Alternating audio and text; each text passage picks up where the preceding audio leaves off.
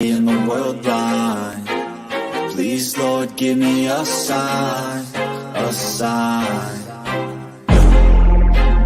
I feel like I'm losing my mind. Is everybody in the world blind? Please, Lord, give me a sign, a sign. I wanna be the greatest. Everybody on the fake shit. I look around and feel like everybody is the fakest. I make this every day and I'm impatient, hoping one day I blow up from the basement. Statement, the top is so vacant. I don't hear shit that I think is amazing. Waiting for my day when I'm playing sold out shows for 1,000 faces. Hey, give me that crown, get in my way and to be put down. It ain't your place, all this my town. If I want that shit, then I'll get it right now. I'm losing it, the noose it fits. I'm losing shit, a stupid myth. You choose to live or choose to dip. You choose to fight or lose your grip and lose a gift. I feel like I'm losing my mind. Is everybody in the world blind? Please, Lord, give me a sign, a sign. I feel like I'm losing my mind. Is everybody in the world blind? Please, Lord, give me a sign, a sign. Yeah. There's no mercy in this world, just hunger-thirsty persons in different versions. Each new update, that shit worsens. Why?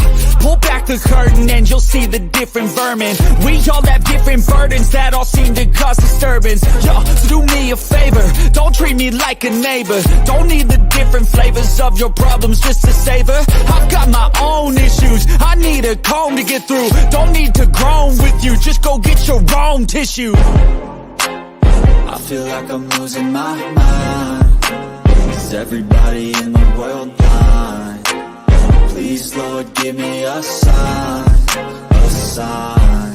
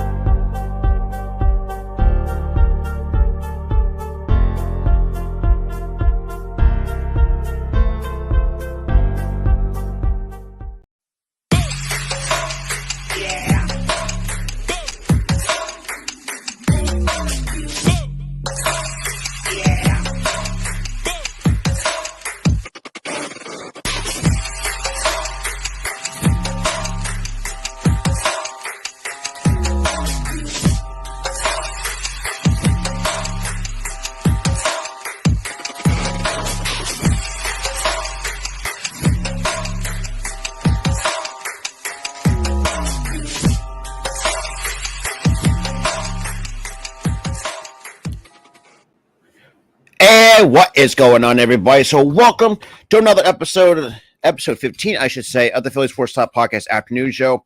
But, for those who are kind of new to the show, for those who kind of know about me, I don't like it up in the morning. So I'm going to start doing these every day so often at 2 o'clock Eastern time. Whatever. But before we get into it, because we have a lot of topics to talk about. If you guys are new, make sure you smash that like button. Hit that subscribe button, guys, and definitely share out the content. And also coming to you live at the Hardcore Sports Network as well. So you guys don't want to hit that subscribe button over there as well. We're on the road to 200 on the Hardcore Sports Network. Link is down below, and just hit that red subscribe button. So let's kind of get right into the first topic. Our first topic for today, comes as a surprise that Frank Reich is fired as the Colts head coach. My thing, I'll give my 2 cents on this. The fact that the Colts, for being, I would say, technically, you definitely can make the argument that their front office has been very incompetent the last, for many years. But shout out to Randy coming into the chat, though. What is good? Is good, Randy. So, obviously, when the news came out that Frank Reich was fired as the Colts head coach, my thought is that Frank Reich can do so much as a head coach. The fact that you give this man 4.5 seasons, 7 different quarterbacks? The one that he had most success with was Andrew Luck. But the front office the entire organization decides to ruin him. Most of the front office, I would say, to really put into perspective that, they didn't give Luck a good O-line. retired into at the start of his prime years. And ever since Luck retired, it's just been nothing but a quarterback carousel for the Indianapolis Colts. The Colts, just for me, just has not really shown to be a team that wants to win, despite the fact they're 3-5-1 going into against the Raiders. Now the Raiders, on the other hand, I'll get that in just a bit, because there's some little bit of Raiders news as well that I want to really discuss. Is that look, the fact that the Colts decided to fire Frank Reich was a bit of I would say a mistake on especially Chris Ballard, who I will talk about and what Terra New went into in just a second. But Frank Reich can do so much as a head coach. Head coach can do so much. It's usually the player's execution that is the issue. And also the supporting cast you put around him. A lot of times, Jonathan Taylor has a hard time staying healthy. You just trade away Nyheim Hines to the Buffalo Bills for Zach Moss and a couple draft picks. I mean, at this point, I don't know. Like, the Colts are just, for me, it's just a laughing stock. Not in terms of where they're at statistically, but if you looked at the record-wise, you definitely can make the argument they are a bit of a laughing stock in this league, just because, as like I said, when Frank, like I said, it's ridiculous to see how much the Colts are pretty much turned ass backwards. It's basically what I'm putting it. Like I said, head coach can do so much. I know some will have an opportunity. Like Frank Reich, for a lot of times has done a really decent job with the Colts, but you have to realize too, and the fact that these the front office has to realize you're the one who's putting out the talent on the field for Frank Reich to coach. Let's keep it real here. Went through Andrew Luck, Jacoby Brissett, Carson Wentz, Matt Ryan, Phillip Rivers for 1 year. I think I'm missing another two, but I can't think of who the other two are. But it's just like the way that I see it. It's just how like when Peyton Manning left the Colts. They were really in desperate need of a franchise quarterback. Why not picking Andrew Luck in the first round? I think in 2010 or 2012. Someone's got to let me know in the chat. Is that for the longest time, the Colts just does not have a good history of keeping franchise quarterbacks. Because remember, after Peyton Manning's tenure was up in Indy, goes to Denver, not have one of the greatest statistical seasons, but still wins Denver their second Super Bowl in franchise history. It was in Super Bowl 50. And that also allowed the Colts to be like, I won't say like hit the panic button, but it's literally hitting the panic button to a certain extent to get another franchise QB. Because remember, Peyton Manning pretty much was the franchise QB for the Colts for the longest time. But knowing that the organization had ruined what Andrew Luck, because like I said, and that ties into my next topic here. It's about Jim Chris Ballard should be fired for his incompetencies. Now, a lot of times I know people are going to say, there's going to be some defenders out there, but you have to. I'm looking at this as from an outsider, and I'm a Birds fan by any stretch. I know what it's like to have an incompetent GM, but knowing that the Chris Ballard has not done anything to help this organization win games, the fact that they want to keep trying to trade for washed up veteran quarterbacks. It's ridiculous. It is ridiculous to the point where it's just like if I'm with the Colts, especially the Colts fan base, it's like, when's enough? Because like I said, yeah, I'll get that in just a second too, Jeff. But like I said, the fact that the matter is that Chris Ballard has not done anything to help this organization to find a franchise QB since the days of Andrew Luck. Which technically, and majority of the blame should be on him for not getting. Getting Quentin Nelson too. Arguably he could be one of the better centers in the franchise, but that's still not enough. We've seen the O-line just completely crumble week in certain weeks. And the fact that, you know, if you looked at the time when Andrew Luck was here, the O-line was absolute horrible. And this, and it's still, for me, I don't know. Like, Ballard's been there since 2017. And the fact that the matter is, he has not done anything to improve this roster, or especially this franchise has been. But I don't know, man. Like, Ballard, for me, the way that I see it, he's like their version of Howie Roseman. The way I can put this is like he's like the first. But yo, what up, AK? What up? What up? Shout out to AK in the building. Shout out to Randy. But it's just like Ballard for me. Like I said, the way that the comparison I'm going to make is pre. Let's see the pre. I say pre 2019 or like I think pre 2019. Howie Roseman, making all the wrong decisions. Now, granted, Ballard has picked up. I mean, Quentin Nelson has been one of their better draft picks outside of franchise quarterback, which obviously they're they should not fuck up with that. Just because that's going to set them back for God knows how long. Because I feel like the Colts could deserve a lot better than what Ballard is giving them. And knowing that you have a guy like, obviously Nick Sirianni came from the Colts. You also, but I don't know, like the Colts is just a laugh for me. It's just such an embarrassment of a franchise. And for those who diehards have watched this team year in and year out and just see this team not constantly win more than 8-9 games at the most.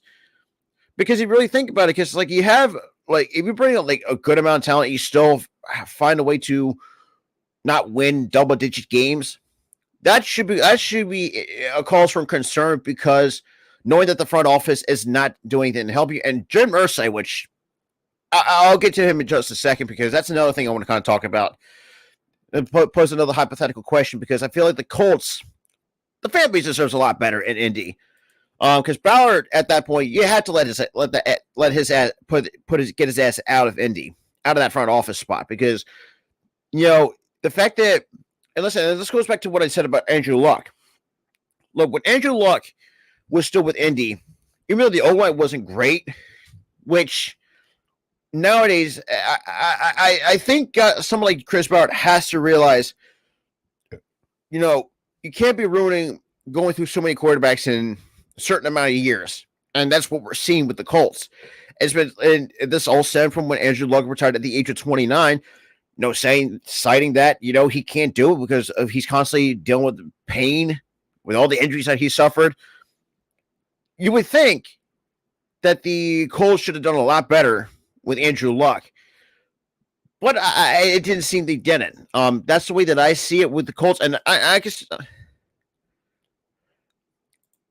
No, but I really hope so, because the Colts, for some reason, it's just a complete mess. Yeah, I seen the Colts are clean out. No, see, this is the way that I see it. I did talk about Frank Reich getting fired, which for me, it was a complete mistake. And the way that I see it, and actually I will go back to what I talked about, was Frank Reich, after Frank Reich got fired, for me, it's going to be, I don't know, I don't get it, but I had mentioned Jim Irsay, which, and that poses the question: Jim Irsay should Jim Irsay just sell the team? Because it's really showing that, yeah, I do think the Colts are tanking, but I wouldn't be surprised if they still kept Ballard. I think I've known Ballard from what I've been hearing from Colts fans, like my good buddy EJ. He's a diehard Colts fan. Knowing that, and Goalie too, and Goalie knows the writing on the wall with the Colts, and Goalie's a Bears fan, and Goalie, there was a couple instances where Goalie has mentioned to the point where it's just yeah, exactly. Goalie has called it, absolutely. And I wouldn't be surprised if the Ballard passes up on a quarterback, because this is a quarterback heavy class.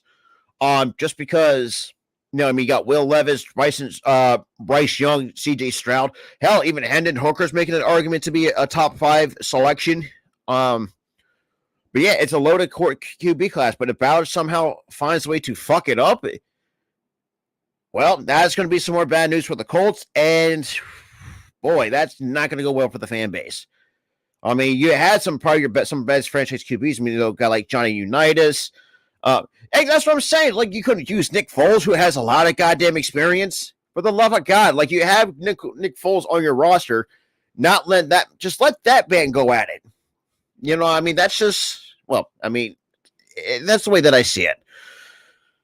But I mean, this question I pose right now is: should Irsay just sell the team? I mean, at this point, the fact that, oh yeah, you start your 6th round pick over a guy that has tremendous amount of experience. It's been in the league longer than some of your quarterbacks on that roster. It is ridiculous. But going back to my thing on Jim Irsay, though, like I feel like for me, Jim Irsay doesn't look like he's a good owner. You know, I like I said, I can't really say, because I'm saying this as an outsider, because I've been watching the Birds for most of my life. Oh yeah, oh absolutely.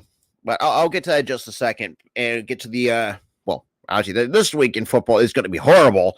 Just a slate of super bad games. That's the reason why I'm going to skip this week's week 10 picks and predictions and just go to week 11, because let's be real. Because week 10, this week, outside the Birds, and that's pretty much about it. The Birds and the Cowboys, the only 2 good teams. Outside of that, it's horrible.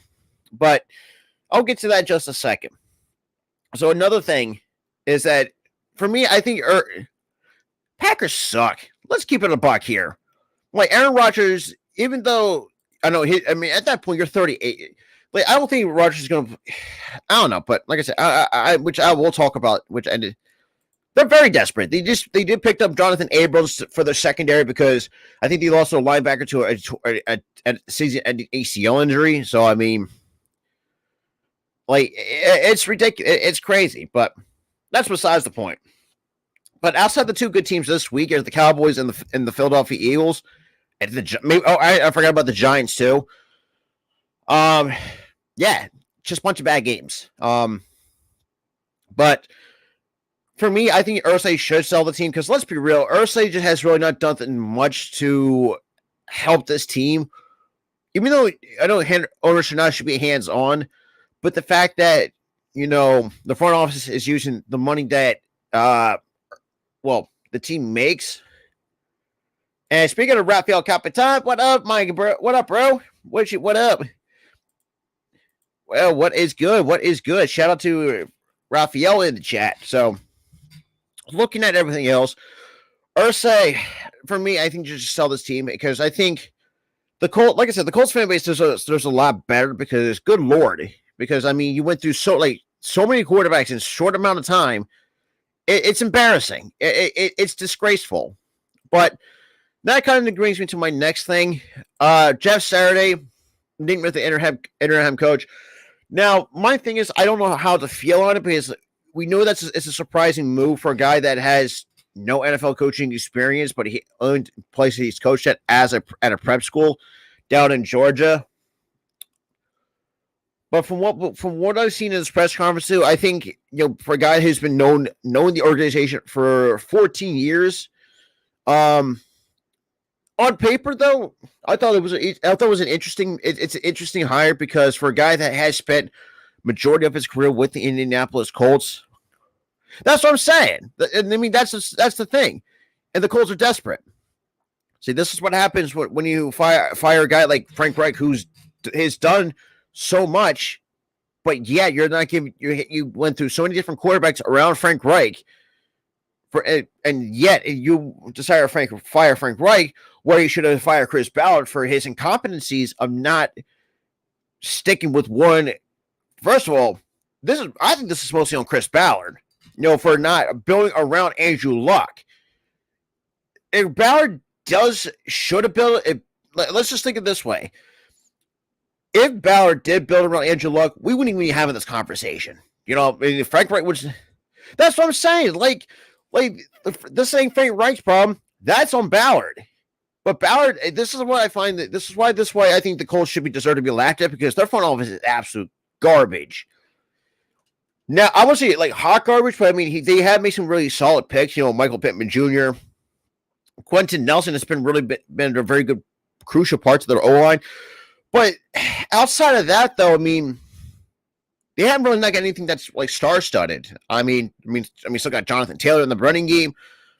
I mean, you had Nyheim Hines, who was a really good number 2, but you traded him for Zach Moss. I think he's coming off an injury for a couple draft picks to go along with that compensation. And I have a feeling Nyheim Hines is going to go out and ball out for the Buffalo Bills, and that's going to look stupid on the Indianapolis Colts. Just because, I mean, it's ridiculous to the point where it's like, if I'm the Colts fan, and this is where I will also put some blame on Irsay. Irsay, at times, he is what I call sometimes the way that he speaks. Irsay sounds like he's completely oblivious to reality sometimes. Now, this is why a lot of times, too, some owners, I mean, well, we don't know the one we want to talk about the most hated one, but that's besides the point, which I forgot to write that down. But yeah, and we got some news on that earlier about 135, which I'll talk about in just a second. Ballard, and like I said, this is on Ballard and Irsay. Irsay should have fired Ballard, at some point. Should have fired him. Because let's be real, you ruined a generational talent like Andrew Luck. You could not build around Luck at the same time. Luck retired in the prime of his career at the age of 29, and yet the Colts still remain as a poverty franchise for the last over a decade at this point. I mean, you really think about it, when they brought in Carson Wentz too at the same time. You had one game to beat to get into the playoffs, and that was beat Jacksonville. But knowing that history has not done kind to the Colts in Jacksonville, and knowing what Carson Wentz truly is, it set the Colts back. The quarterback carousel that this Colts team has really been through it's laughable. You know what I mean? You went through. If you really think about it. Prior to Andrew Luck, you also had, after you had Peyton Manning leave to go to Denver, looking for a franchise QB for some time. I had, I think, some scrubs as your some starting quarterbacks before he took Andrew Luck in the draft. Turned out one of your better franchise QBs. Ruined him, not building him, get a good supporting cast around him. It's embarrassing to say the least. Now, going into keeping in sync with the NFL, shout out to Keaton Billy. She actually put this up in the group chat that I'm in with her and Coach Dante, my buddy Tyler, who is going to be on the show a little bit late, which I'll be holding down the fort for. So obviously there was some news coming up, but we knew how hated Dan Snyder truly is, and it's bad enough you had the Attorney General in Washington D.C. file a lawsuit against Dan Snyder, the Washington Commanders, Roger Goodell, and the NFL, all at 1:35 Eastern time this afternoon. But it does go on to say, the Attorney General for the District of Columbia says his office is filing a civil consumer protection lawsuit against Washington, the Commanders owner, Dan Snyder, the NFL, and Commissioner Roger Goodell. Attorney General Carl Racine announced that the civil complaint for colluding to deceive district residents at a news conference, yada, yada, yada. Basically, in other words, see, that's the issue in today's world. When any news comes out, it's for some reason Dan Snyder always seems to be the first guy that brings up in the NFL world. And according to what this lawsuit, or what this article say about this lawsuit, it's basically following a suit because Dan Snyder's stealing money from the fans and shit like that. Like it's ridiculous at this point. But I don't want to go further into it. But just we'll see what happens. But the next thing is going on right now on the Philly Sports Talk podcast afternoon show. Darren Waller going on the injured reserve. So where do I want to start with Darren Waller? I mean, Darren Waller, I mean, for the longest time, I don't know, man. It's like Darren Waller just cannot seem to stay healthy. And the fact of the matter is, at that point, I mean, I know Raiders fans kind of are really starting to, I think, regret giving Waller that extension, because Waller, for me, just for some reason, just never seems to be. I don't know, man. It's just been the way that I see it. It's been crazy, but I don't know. I want to kind of get you guys' thoughts on Waller going to the injured reserve, because for me, like I said, Waller. Let me kind of. It's just like Waller, though, with a hamstring injury, which has always been the biggest thing with him. So now, not just that, too. Now they just, yeah, Darren Waller is on. Not just Waller. Now you got wide receiver Hunter Renfrow now on the injured reserve with the oblique injury. So both Waller and Hunter Renfrow are now going to be missing 4 games. But so far, though, so with ESPN, so far this season for Darren Waller, not looking great. I mean, he has 16 receptions. Yeah, you ain't lying, Arco. But like I said, I mean, shout out to everybody that's coming through. So far the season stats for Darren Waller this year: 16 receptions for 175 yards, 1 touchdown, averaging 10.9 yards per reception. I mean, even at the age of 30, at 6'6", 255 pounds. Yeah. Because, I mean, especially with Waller, when I'm looking at his splits against the AFC, like I said, 10 receptions for 125 yards, 12.5 average. But at home, 9 receptions on 13 targets for 74 yards, which is an average about 8.2 with 1 touchdown. It's just, I don't know. I'm really believing that the eccentrics, I think, kind of got to Waller's head, if that makes sense. But Waller, though, at the age of 30, we know some players tend to break down at the age of, when they enter their 30s. But knowing that Waller, for me, just never seemed to stay healthy, just cannot stay on the field. The way I see it. And with Hunter Renfrow, though, as a Clemson guy, though, it sucks. Because, I mean, I feel like Renfrow deserves a lot better than what the Raiders are giving him. But nothing's just the fact that, Derek Carr is not a bad quarterback by any stretch of the means. I mean, I'm kind of ridiculous. I'm kind of really stupid to hear the hate that Derek Carr gets. And the fact of the matter is, like, like I said, I'll get to that in just a second, because good Lord, and I've talked about this a couple times in the past on past shows, is that the Raiders, for me, I don't know. It's just like, I just see like it's like the Raiders are tanking. I don't know, man. It's just ridiculous to the point where it's like, it's sad, because we had high expectations for the Raiders going into this year. Pick up a guy like Chandler Jones, traded for Devontae Adams, and all this stuff. But now, knowing that we've seen where this team lies, and the fact that some of the comments said Derek Carr has made, the way that I picked it up is, especially Carr's comments, I have a gut feeling he's taking shots at Josh McDaniels, because yes, I mean, he has made some smart, interesting comments where it's like, yeah, we know when you want to blame the coaching for all the mistakes. Yeah, I mean, but and basically, I'm basically paraphrasing here from what I remember, is that yes, coaching should get some portion of the blame, but most of the blame should be on the players who are not executing. And the fact that, I would disagree. I mean, you have to think the many different head coaches that Derek Carr has gone through, and the fact that Al Davis is kind of rolling in his grave at this point. Yeah, what up, Nate? What up? Knowing that, the fact that we've seen players actually, I've seen. I mean, Devontae has made some interesting comments.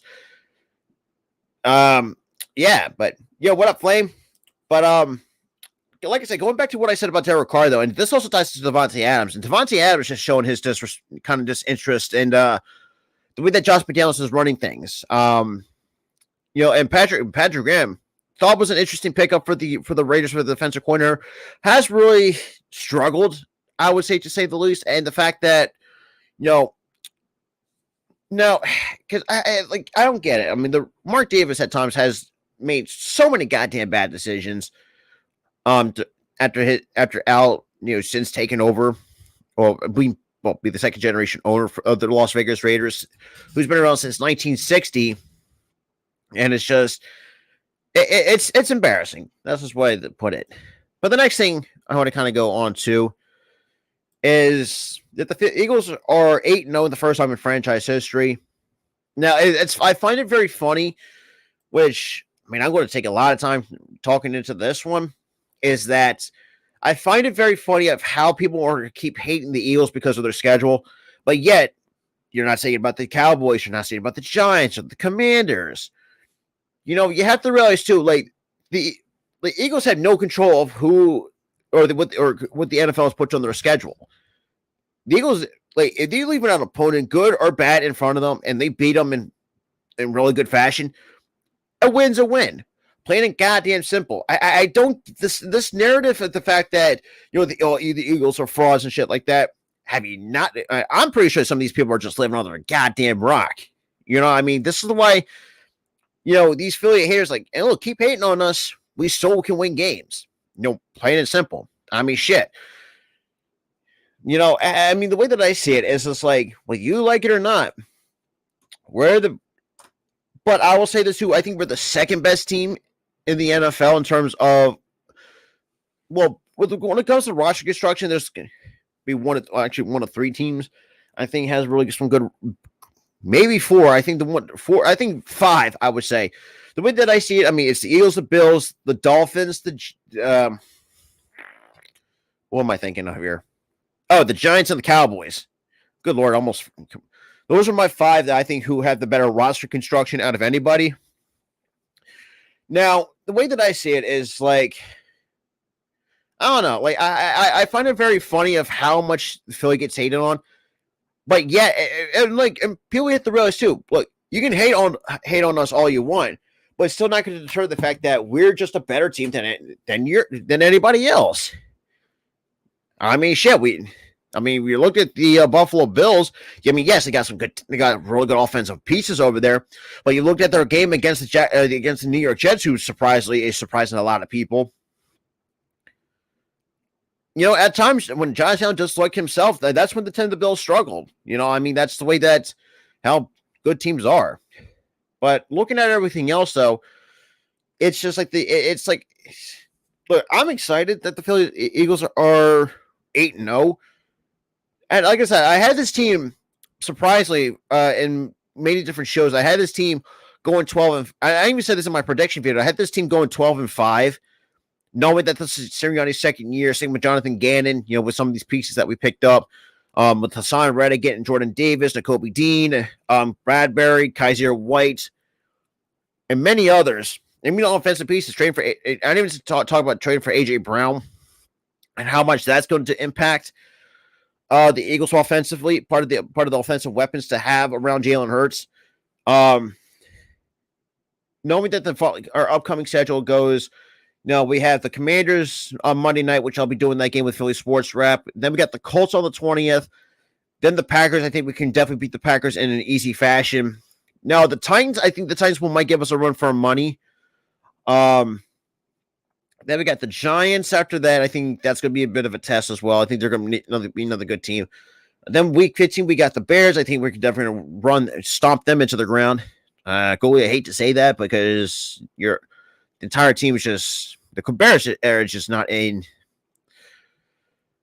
are obviously not going anywhere, but the fact you're going to have a shit ton of money in cap space, you better start using it. That's all I got to say. Then we're away in Jerry's World at Dallas, which is, this is ridiculous. This is where look, even though I don't have no hard feelings towards the Cowboys, the one thing that always bugs me is like you play in Arlington, but your name is the Dallas Cowboys. What that does not make any sense to me. Like the way that I see it, it's like if you like in the certain like us, we play in Philadelphia, we're the Philadelphia Eagles, or like I don't know. That's just that's the one thing that still bugs me. Like you're called the Dallas Cowboys for a reason, but yet your stadium is in Arlington.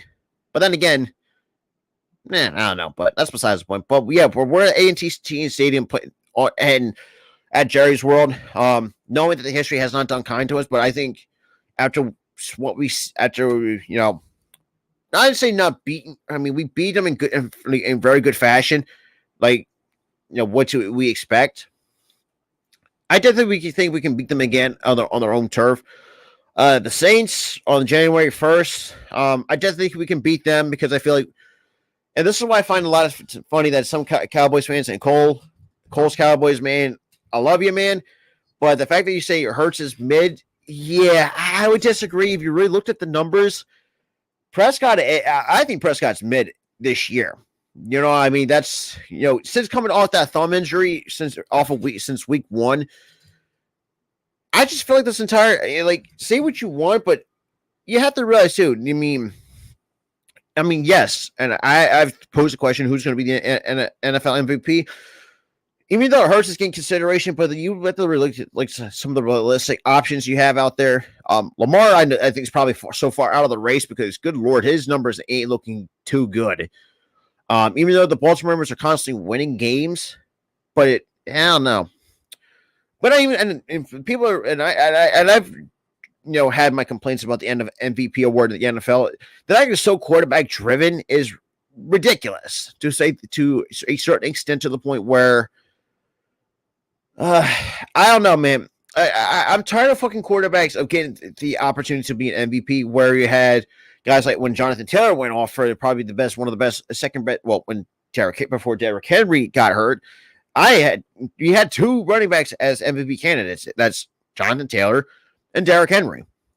But as soon as Derrick Henry went down, and I'm just kind of tired of look, we get at the quarterback's an important position, but for some teams, and that's kind of like some teams could be purgatory, and then we end our season off against the Giants at home. So it's going to be very interesting of how this team goes, especially with the Eagles being 8-0. Look, Hato, like I said, and especially for those who are watching on Twitter, Hato knows all you want, but you have to realize that we're one of the better teams in the NFL. If you really think about it, hey, shit, I think we could be better we're better than the Buffalo Bills. We saw it in the many different weekly power rankings that we're above the Buffalo Bills. Remember, and we're definitely above the Miami Dolphins, who for some reason, even though they continue winning games, not as, I think, lost all that hype that people would have, just because you have a head coach and Mike McDaniel actually has really done a really good job over there in Miami, but knowing what you're getting out of Tua, and for the love of God, please protect the goddamn kid. And that's where I'm trying to think of the word here. I can't think of it. Someone's going to give me the thing. I can't think of a word right now. Or it's where I nitpick a little bit. Like, protect the damn kid, because at that point you're really on the potential to ruin this kid's career. I mean, the fact that he had, come on to say, he has lost consciousness after that Thursday night game against the Bengals, which is minus that the 2 concussion or that knockout. I thought that was a good game though, by the Bengals and the Dolphins. But the Dolphins, at times, just for some reason, they never seem to get it together. At times, you have many of these Hall of Famers. I mean, Dan Marino should have had at least 1 or 2 Super Bowls in his career, but you haven't. I mean, definitely a Hall of Famer at the end of the day should have at least have 1 ring, but I don't know. But other than that, though, man, it's just the NFL is very interesting. So far, these teams in the NFL has been very interesting. Some deserve to get laughed at. One of them, like I said, there's many teams to laugh at. You should laugh at the Packers. Unfortunately, the Lions, I mean, all that hype they had, that's completely thrown out the goddamn window. The Colts, for sure, should deserve to get laughed at for being mediocre. More than just that. But I just feel like nowadays it's like, I don't know, man. Like, some of these teams do, but yeah, but shout out to the three that's in the building. Appreciate everybody coming in. Make sure you smash that like button, hit that subscribe button as well. We're also coming to you live from the Hardcore Sports Network as well. The link is down below for those who are actually, if you want to check the Hardcore Sports Network, make sure you hit that subscribe button over there. We are on the road to 200 over there. We're still building up the great group of content creators coming up. But next thing is go to NFL Week 11. Now, you probably asking, like, Robert, why you're not doing Week 10? Well, perfect example for those who have not seen our Week 10 Pick'em show. It is a slate of shit games. It's God. It's like the NFL Week 10 is the one most people want to forget because it's just so bad to the point. I'm not like when in terms of in terms of what teams are coming. The fact that you're going to have the Falcons and the Panthers on Thursday night. I'm sorry, but that's some bullshit. Hang on.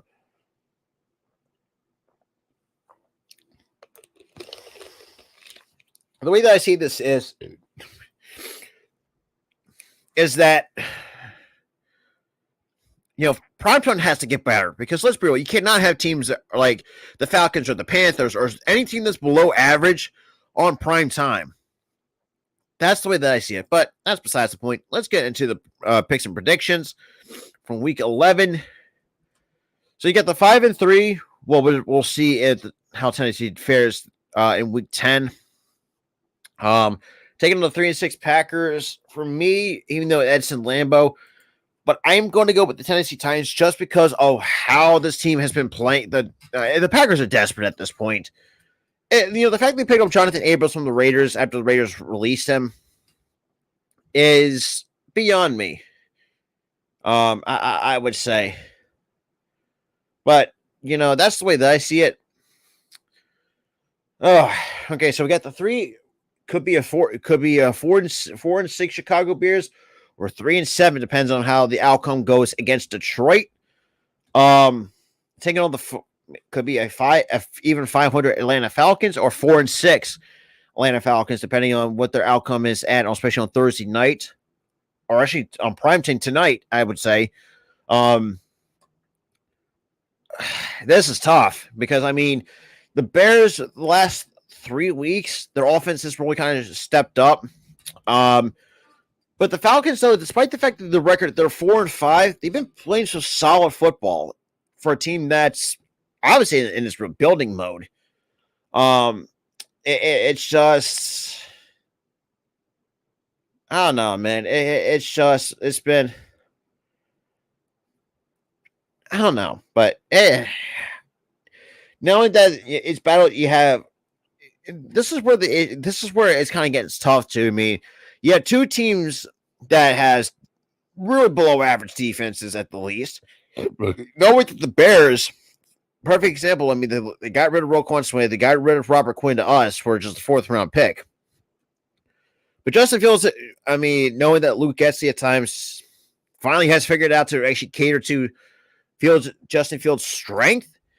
And I got to imagine how, especially Gooley too. I'm pretty sure how much that man screamed at the TV a lot because, good Lord, because I can imagine I would say, I don't know, man. It's just like it's hard to really pick this game just because of how these two teams are constructed. Knowing that the Falcons, you just got Cordell Patterson back, and knowing that the run defense for the Bears has not been the best. And we saw that, especially when you saw it against the Cowboys, where they just landed so many goddamn yards. But I'm going to take the Falcons just because I think they've been playing. If they beat the Panthers tonight and going into Week 11 against the Bears, I think the Falcons should be on a good stretch. But I wouldn't be surprised to count out the Bears.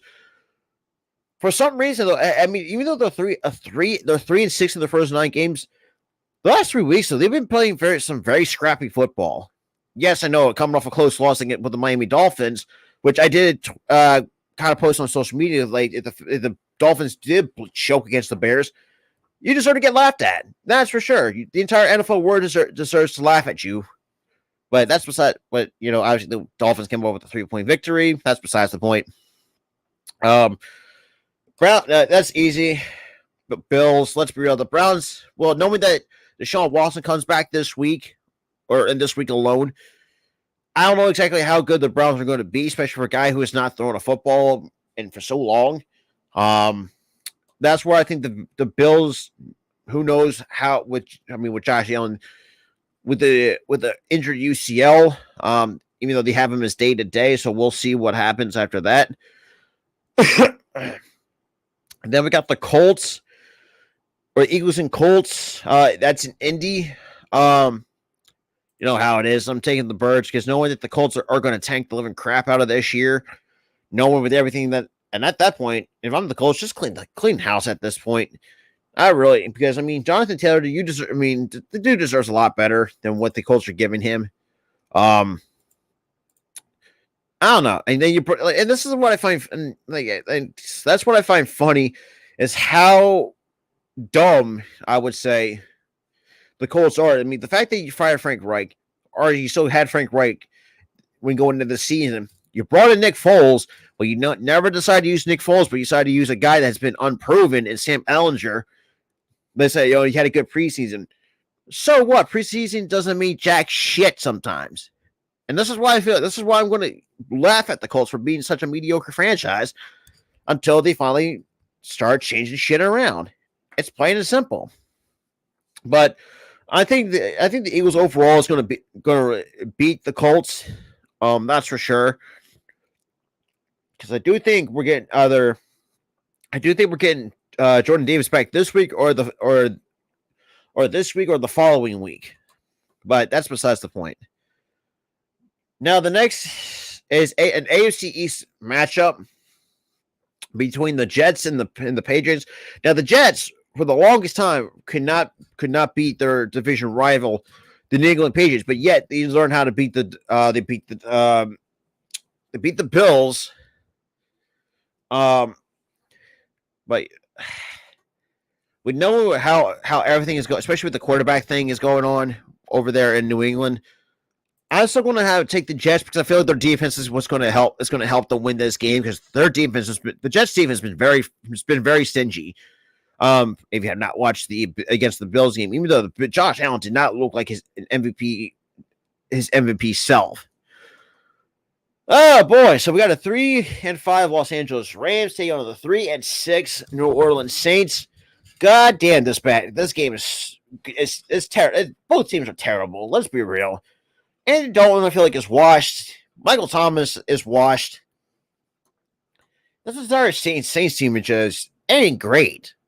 See, this is what happens when you had a guy like Drew Brees. When Drew Brees retires, you're stuck with two mediocre quarterbacks and Andy Dalton and Jameis Winston. And me and Tyler even talked about this too. That I don't know, man. It's just been very tough to say the least. And just in terms of especially the Saints roster construction.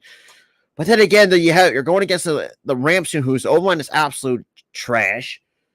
Stafford's getting sacked like crazy. But it's battle of the shit teams. But I wanted to take the Rams because but I don't know. Well, we'll see what happens. Then we got the Giants, who may be 7-2 or 6-3, depending on what the outcome comes this week. Taking on the could be 2-7 Detroit Lions or 3-6 Detroit Lions. But I'm going to definitely think the Giants. I think they're just a better football team, and just in terms of roster, like I said, roster construction, and just how well they've been playing. So Carolina and Baltimore, Easy. Baltimore, let's be real. Carolina, they don't have nothing to play for at this point in the season. They're just tanking for another quarterback, which is kind of ironic that the fact that you did take a quarterback in Matt Corral with a 3rd round pick, even though he is hurt, which is ridiculous. Oh, boy. So we get the Washington Commanders taking on the 1-6. Well, at the time, could be 1 or 2-6-1 or 1-7-1, depending on if the Giants do not. Well, that's when it comes to the Giants, anyways. But then you got the Commanders who are 4-5, who on paper look like they have some really good pieces over there, but just the way even though they're 4-5, the way how they've been playing, it means now finally actually, it's funny, to kind of shit on them for picking up Carson Wentz, when in reality should just stick with Taylor Heineke, who's been, let's be real, Mr. Consistent for Washington. But I am definitely going to take the Washington Commanders over the Texans, knowing that the Texans defense is going to give them a bit of a is going to really eat up that O-line for the Commanders. But we'll see how that turns out to be. Then we got an AFC West matchup, could be for a 2-7 Raiders team or 3-6, depending on how their matchup with the Indianapolis Colts goes. Because I feel like with the Raiders Colts matchup this week is I think it's very important, because one of two things. One, if the Raiders somehow lose to the Colts, that should really call Josh McDaniels' leadership into question. And at that point, we have to realize, at that point, do you really decide to go get rid of him? Because let's be real, you already made one mistake once with John Gruden before the entire shit show that came out of that. I don't know, man. It's just been a very tough thing to really watch, I would say. But the Broncos are not that not that good either. That's the thing. Knowing what obviously the Broncos played under Nathaniel Hackett, Russell Wilson, his decision making has not been the best. You still had guys like KJ Hamler, Jerry Jeudy. I thought those guys would have been moved at the trade deadline, because let's be real, I don't think the Broncos should have anything to play for either. Even though maybe, I don't know. I know it's kind of out of the stretch. I think the Raiders, I don't know, but I'm going to take it's tough because you got the battle of two of bad teams, but I'm just doing it for the talent wise. That goes to the Raiders until proven otherwise. This is going to be an interesting one. Arku, if you're still in the chat, so here comes your week 11 matchup between the Cowboys, who are 6-2, may become, it depends. Well, depends after this week, so it's most likely to be 7-2. Going to be taking on the 7-2 Minnesota Vikings or the 8-1, depending on this week. Now, knowing that the Cowboys have Dak Prescott under center, we knew that who's the better quarterback. That's Dak Prescott. Even though statistically he doesn't look like he's a top 5 quarterback, and I know a lot of times Cowboys fans are kind of delusional because there's some better quarterbacks that's better than Dak Prescott. Shit, you already had Jalen Hurts has better numbers than him. You had Josh Allen, Justin Herbert, Patrick Mahomes. Hell, it's I don't know, but knowing that the Vikings with Dalvin Cook, Kirk Cousins, who's been not a terrible quarterback by any stretch of the means, but still like a mid-tier, like you're above average quarterback, can still get the job done, even though coming off a close 3-point, just stole away a 3-point victory over the Washington Commanders. And yeah, I know, Arku, but like I said, Week 10 is absolute dog shit. Because these slated games for Week 10, oh, good Lord, it is horrible.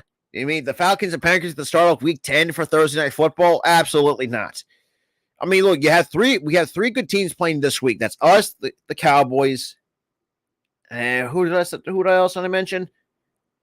I think the Vikings? I don't know. But like I said, but looking at the roster construction, as much as I hate to say it, even though my guts lean towards Minnesota or to Dallas, but every time when I pick Minnesota, for those days, the many years the last couple of years I've done the pick'ems, Minnesota has been very disappointing. Every time like when they like at least try to win, I mean, or they try to, but I don't know, man.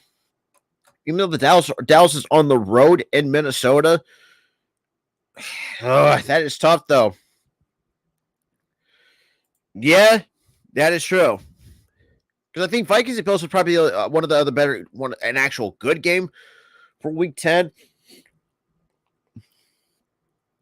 But I don't know, man.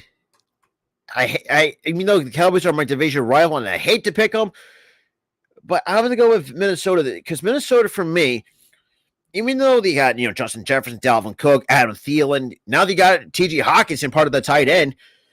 I mean, who's to say? I mean, look, I mean, I don't like I said, I don't specifically hate Dallas with a passion, even though I do enjoy the rivalry that us and the Cowboys have. But let's be real. Like, Dak Prescott, since coming from that injury, has not looked entirely too good. I would say not elite, but by up to the somewhere in this standard. I mean, that's the way I'm seeing it at the eye test. I mean, look, I mean, you still got CeeDee Lamb. I mean, good Lord. But what up, Chad? What is good? What is good, my guy? But I'm going to go with the Minnesota Vikings because I think Minnesota is just another team that's been kind of they're pretty much going to run away with that division. I mean, yeah, like I mean, look, it's one of the best rivalries in Philly sports. Let's be real. I mean, it's better than what the Flyers have. And I'll get to the Flyers in just a second because, good Lord, I got a lot of I have some positive things to talk about the damn Flyers. And I will be live again. I'll be live for the Flyers at 7 o'clock as well. When the Flyers take on the Columbus Blue Jackets, we're going to see a couple familiar old faces. Well, just one in particular, Jacob Voracek. That's going to be interesting of what the Flyers are going to do, especially with Voracek now with the Blue Jackets. And now you got Johnny Hockey over there. And I blame Chuck Fletcher for should have brought in Johnny Gaudreau on a team that we could use his services. But that's here nor there, but we'll get to that. Oh, yeah, easy, Bengals, because the Steelers kind of suck. And I really hate to say that. I think I mean, at that point, I don't know, but I'm going to take the Chiefs over the Chargers because the Chargers, with the amount of with the injuries that the Chargers has been dealing with this year, I don't know exactly how good his Justin Herbert's ribs are, but the Chargers, man, the fact they came out with a slight victory over the Atlanta Falcons should tell you otherwise. But I'm going to take the Chiefs, but the Chiefs hasn't really played well either. Last week, I mean, it's shocking to see a team like the Chiefs who, even though despite they're 6-2, the fact that they struggled against a team like the Titans going into overtime is ridiculous. The Chiefs, I mean, we all across the board can go with the 49ers because the Cardinals are absolute atrocious for some reason. But yeah, so that is going to be the week 11. Like I said, week 10 has not been, like I said, in terms of the best quality of football teams this week. And yeah. And it's the way that I see it is, I don't know. Like, it's the week that I see it. Looking at when you looked at week 10, it doesn't look good in terms of who these teams are playing this week. And the fact that you have two bad, well, I would see this, I mean, I wouldn't call the Falcons bad. I think they're just below average. But the fact that they're a team that's surprising in a weak NFC South division is impressive. But next thing, hopefully, because we got a lot more stuff to talk about on the back end.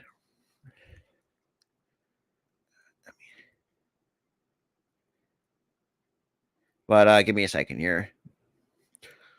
But yeah, before we go into the next topic, though, for the obviously with the MLB free agency coming up, which that's going to be a separate stream at 5 o'clock Eastern time, so you guys don't want to miss that as well.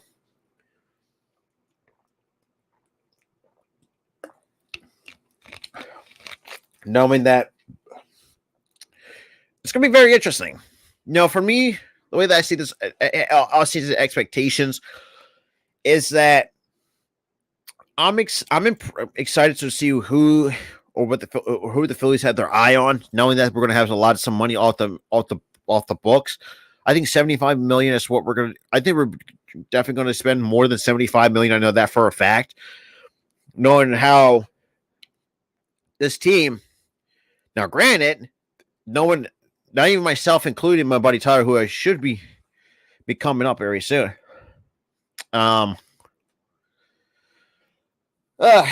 looking at everything else, though, I do feel like now it's just like, now the question is who we're going to get now that we let some guys walk. Like the one in particular is Gene Segura, which kind of got everybody thinking, like, are we going to go after a shortstop and move Stott to second, which is the one of the ideas that I've been thinking. I think so many Phillies fans have been thinking. It's just like, I get, trust me, I've seen them trying to push for DeGrom. Now I saw them trying to push for Verlander. I also been shown they've been pushing for Verlander because Verlander's another one that opted out. Now, God, I mean, the Rangers somehow, I mean, like I said, I mean, the Rangers got a lot of money to spend. I know that for a fact. But actually, you know what? Actually, you know what? Let's switch these topics right here. With the expectations for all 30 MLB teams, I know there's going to be some that may not spend a lot of money. Baltimore, Oakland. I mean, just those two have been very abysmal seasons. It's just, I don't know. And it's just like with the free agency right now, it's here at 5 o'clock is when the a lot of players will get offered the qualifying offer. We've seen some already. Oh yeah, absolutely. I could agree with that for sure. But yeah, so I mean, because like I said, I'll be live with many few of my colleagues here at the Hardcore Sports Network. Having my buddy Tyler on as well. You're going to see Randy as well. Yeah, been far too damn long. I will definitely agree with that. That's for sure, RQ. Because for me, I mean, let's be real. The starting rotation for the Texas Rangers, ain't looking good. Doesn't look good. And for me, I don't know. It didn't look great in terms of how they put the numbers.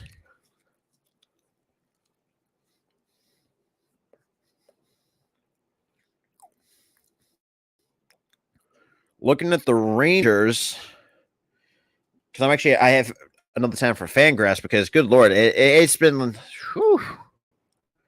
hasn't been good overall, I would say. No, let me see here.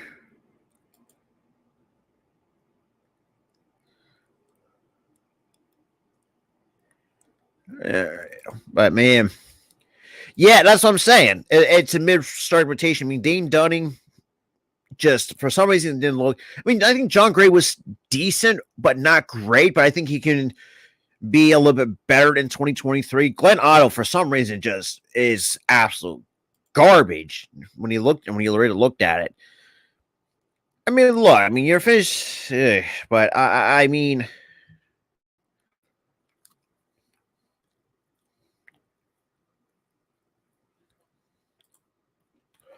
But I mean, not just that too. It's just, sorry, I'm on a surprise right now. But looking at everything else though, in terms of the free agency, at that point, it's for me just try to improve your starting pitching.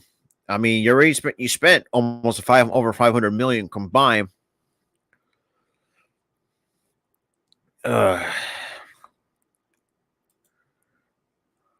But it's just, I don't know.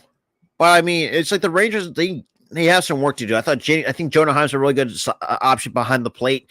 Look pretty solid this year.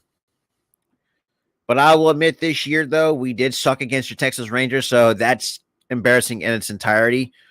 But I mean, it's just. I don't know, man. But it's like I said, I mean, the free agency though, I'm excited to where some of these players go. We knew that we're nowhere where we might see where Aaron Judge might go. We've seen DeGrom already opted out. I mean, it's going to be very interesting where these 30 MLB teams are going to go. I know there's going to be some ones that are not going to spend a ton of money, like the Oakland A's, the Baltimore Orioles is not going to spend a ton of money because they got very low payrolls. The Pittsburgh Pirates may not spend a lot either. Those teams, but shit.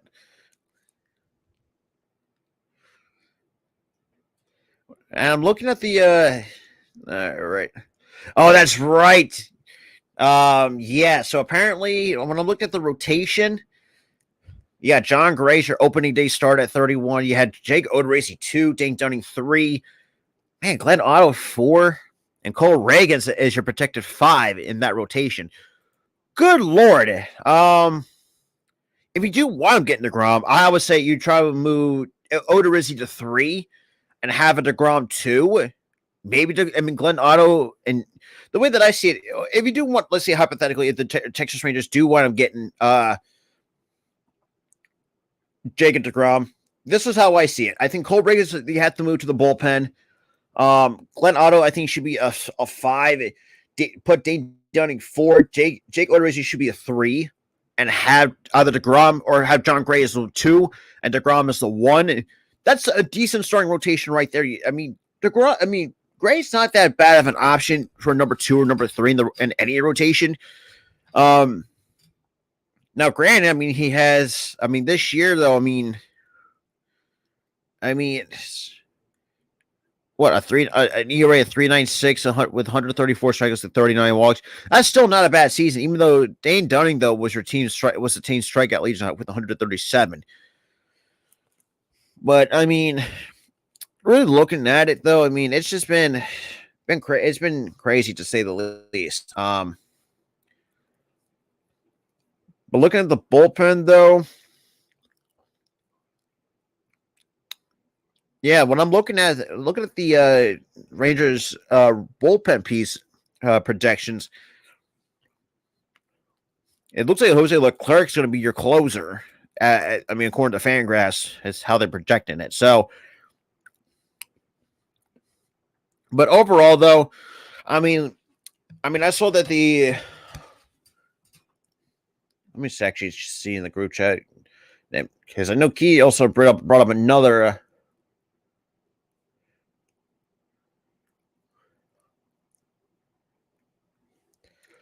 Yeah, I saw that Martin Perez with the qualifying offer, but I don't know if he's going to accept it or decline it. It's $19.65 million. So if you really think about it, too, there's 2 good pitching options you can go to for the Rangers, because we saw that Justin Verlander's already opted out of his contract with Houston. But damn, though, you got some 2 potential 8 number 1s you can go after, DeGrom or Verlander. But Verlander, DeGrom, though, this is the way that I see it. No, the entire Pittsburgh, other than outside the Pittsburgh, it's funny. It really is. But like Chad, going back to your Pittsburgh Pirates, your Pirates have not been good since 2013, and the fact that this team has been on such of a huge decline since then is embarrassing. You wasted talents of some services of like Jameson Taillon, Tyler Glasnow, who actually turned out to be a really good pitcher since going to Tampa Bay. And just the front office has really not done much for this team, I would say, in terms of what I would expect. Because really think about it, you also had teams like, I don't know, or like players like, a prime Andrew McCutchen who came off an MVP season. You still had Russell Martin. So had Garrett Cole, who was surprisingly still good for an above average Pirates team in 2013.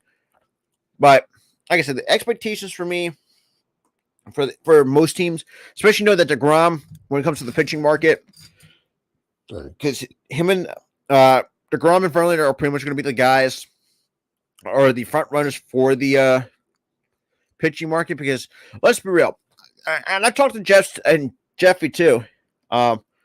Speaking of, what up, Mitch? What up, man? What up, bro?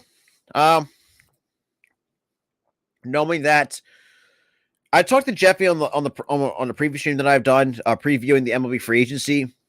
Knowing that DeGrom he has really brought some good points. That DeGrom, I mean, if you're DeGrom though, I mean, he actually brought up an interesting thing, like where DeGrom at times, even though he does have an injury history, like I would think, it's like, do you want to continue to build your legacy as a New York Met, or do you want to go elsewhere and actually try to win? Knowing that the Mets and Mets fans don't get pissed at me because I'm just pointing out the obvious. You have a lot of talent on that team. You won over 100 games, and yet you fell short. Now, even though I know Steve Cohen's going to have a lot of money to spend, that's for sure. But I feel like having a guy like DeGrom. Oh yeah, Chris. And let's be real. I mean, even though Chris Young wasn't super terrible during his playing days, but he was okay to say the least. But one of the front office, so the fact that when they brought in Corey Seager, which that caught me off guard. Knowing that the Dodgers were letting their Seager walk, and surprisingly, Seager actually really produced really well in his first year with the Texas Rangers, which is surprising. Even though Marcus Semien though had a slow start, kind of did finish strong towards the end of the second half.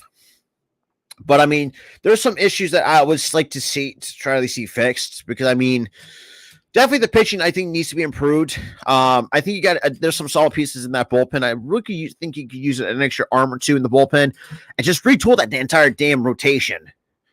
That's the way that I see it for the Texas Rangers. But anybody else, I mean, like for us though, and my expectations is try to get what we try to get our needs though. But I mean, knowing that I have had some what do you call it? Like idea or potential free agents I want to bring in. One of them is Trey Turner or Xander Bogaerts for the shortstop position. Knowing that we declined the option for Segura, who has been at times has shown his age. Segura is 32, going into the 33. Knowing that he's not, I don't know how much longer he might have left as a player. Knowing that I feel like if we have shot at second, either bring in Bogaerts or Trey Turner, which hey, that is true. And look, I tell this people too. I've been around the game as long as people have been surprised. I've been around the game since my early teens. I'm 25. I'm pretty much as old or still young as some of these young pups in the major leagues. I've studied the game. I mean, I still play to this day, the last 10 plus years of my career. Yeah, I mean, but baseball's been my number one sport for years. I've lived, eat, and sleep and breathe baseball. No matter if it's college ball, which I'm going to do a lot more college ball, play-by-plays in the spring. So stay around for that, or stay tuned for that when baseball season comes back. I'm going to try to do a lot more Phillies games in 2023. Definitely for sure. And it's just like, it's going to be very interesting. I'm excited for it's just like now with the baseball, but I don't know. But I mean, like I said, with the Rangers though, I don't really think getting a good manager. Well, we'll see how Bruce Bochy turns out, because it's going to be interesting. Looking at everything else though, and the fact that, and this also ties to the fact that even Jeffy said this too, especially with getting DeGrom though. I think that with DeGrom, we know what you're going to get out of DeGrom, but Jeffy also brought up an interesting point to where, like, you don't really want to overpay a guy that's about to turn 35 and has an injury history.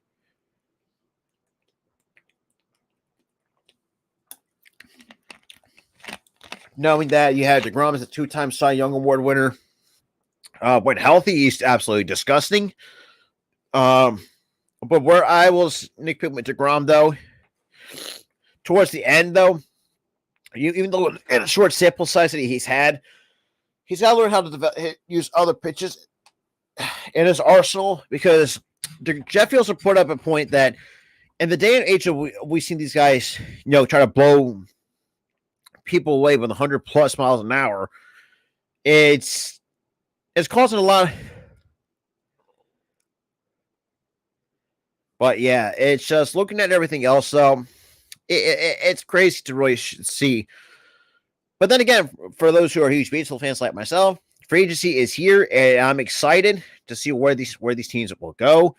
Knowing that the Baltimore Ravens, the Pittsburgh Steelers, or the Pittsburgh Pirates, I would just say, and no, actually, let me rephrase that. With like these lower payroll teams like the Orioles, the Oakland A's, the Pittsburgh Steelers, or Pirates, good lord. Like the Pittsburgh, other than the Penguins, I mean, Pittsburgh sports in general has just been not great. I mean, whew. I mean, yeah, the Penguins are looking too iffy. The Steelers stink. We know the Pirates are just continued on a downward spiral. But out of all of that, though, I mean, I do feel like, that kind of ties into, because now you got some really good, interesting prospects. Now, for the love of God, Pirates, please do not ruin Anthony Solomato, because if you ruin a Jersey kid, I'm going to be pissed. I'm going to be super pissed off. Yeah.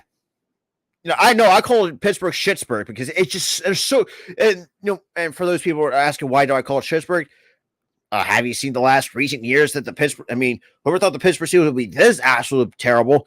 Penguins are, the Pittsburgh Penguins, I don't want to say they're super terrible. I mean, they just haven't been the same. We know where the Pittsburgh Pirates sit in terms of when it comes to Pittsburgh sports.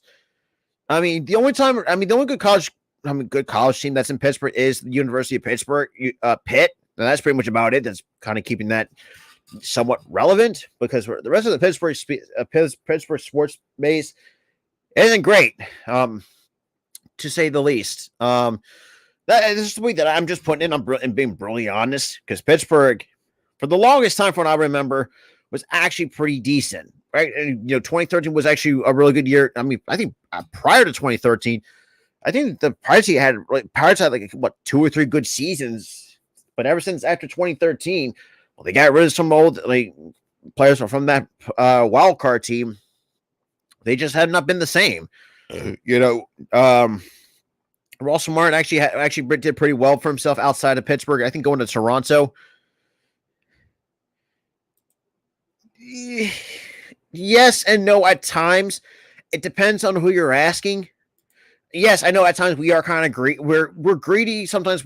I mean, this year that we got very spoiled. We had this. I'll talk about the Flyers in just a second because, shockingly, I have never really talked about the Flyers too much because, good lord, because I try to keep away Flyers content for so long because even though hockey is my last thing I want to watch, but knowing that. The Phillies were in the World Series. The Eagles are 8-0. I mean, the Sixers are starting to find their rhythm. But the Flyers is the biggest thing.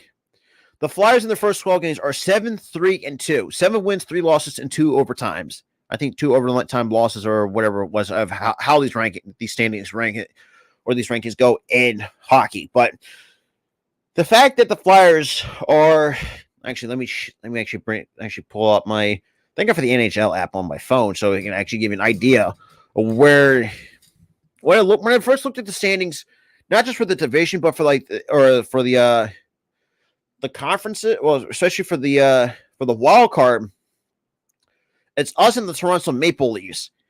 Now, let's be real. Knowing that the Toronto Maple Leafs are the constant first round exits year in, year out, that's the definition of consistency.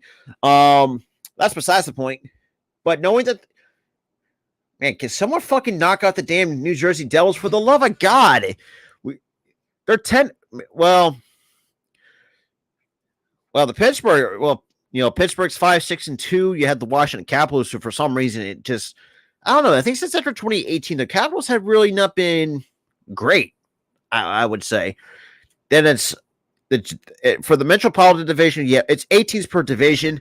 The Metropolitan Division is basically where we have to play the Devils, the Islanders, the Carolina Hurricanes. Even though we lost to Carolina, we knew the Carolina Hurricanes are a good hockey team.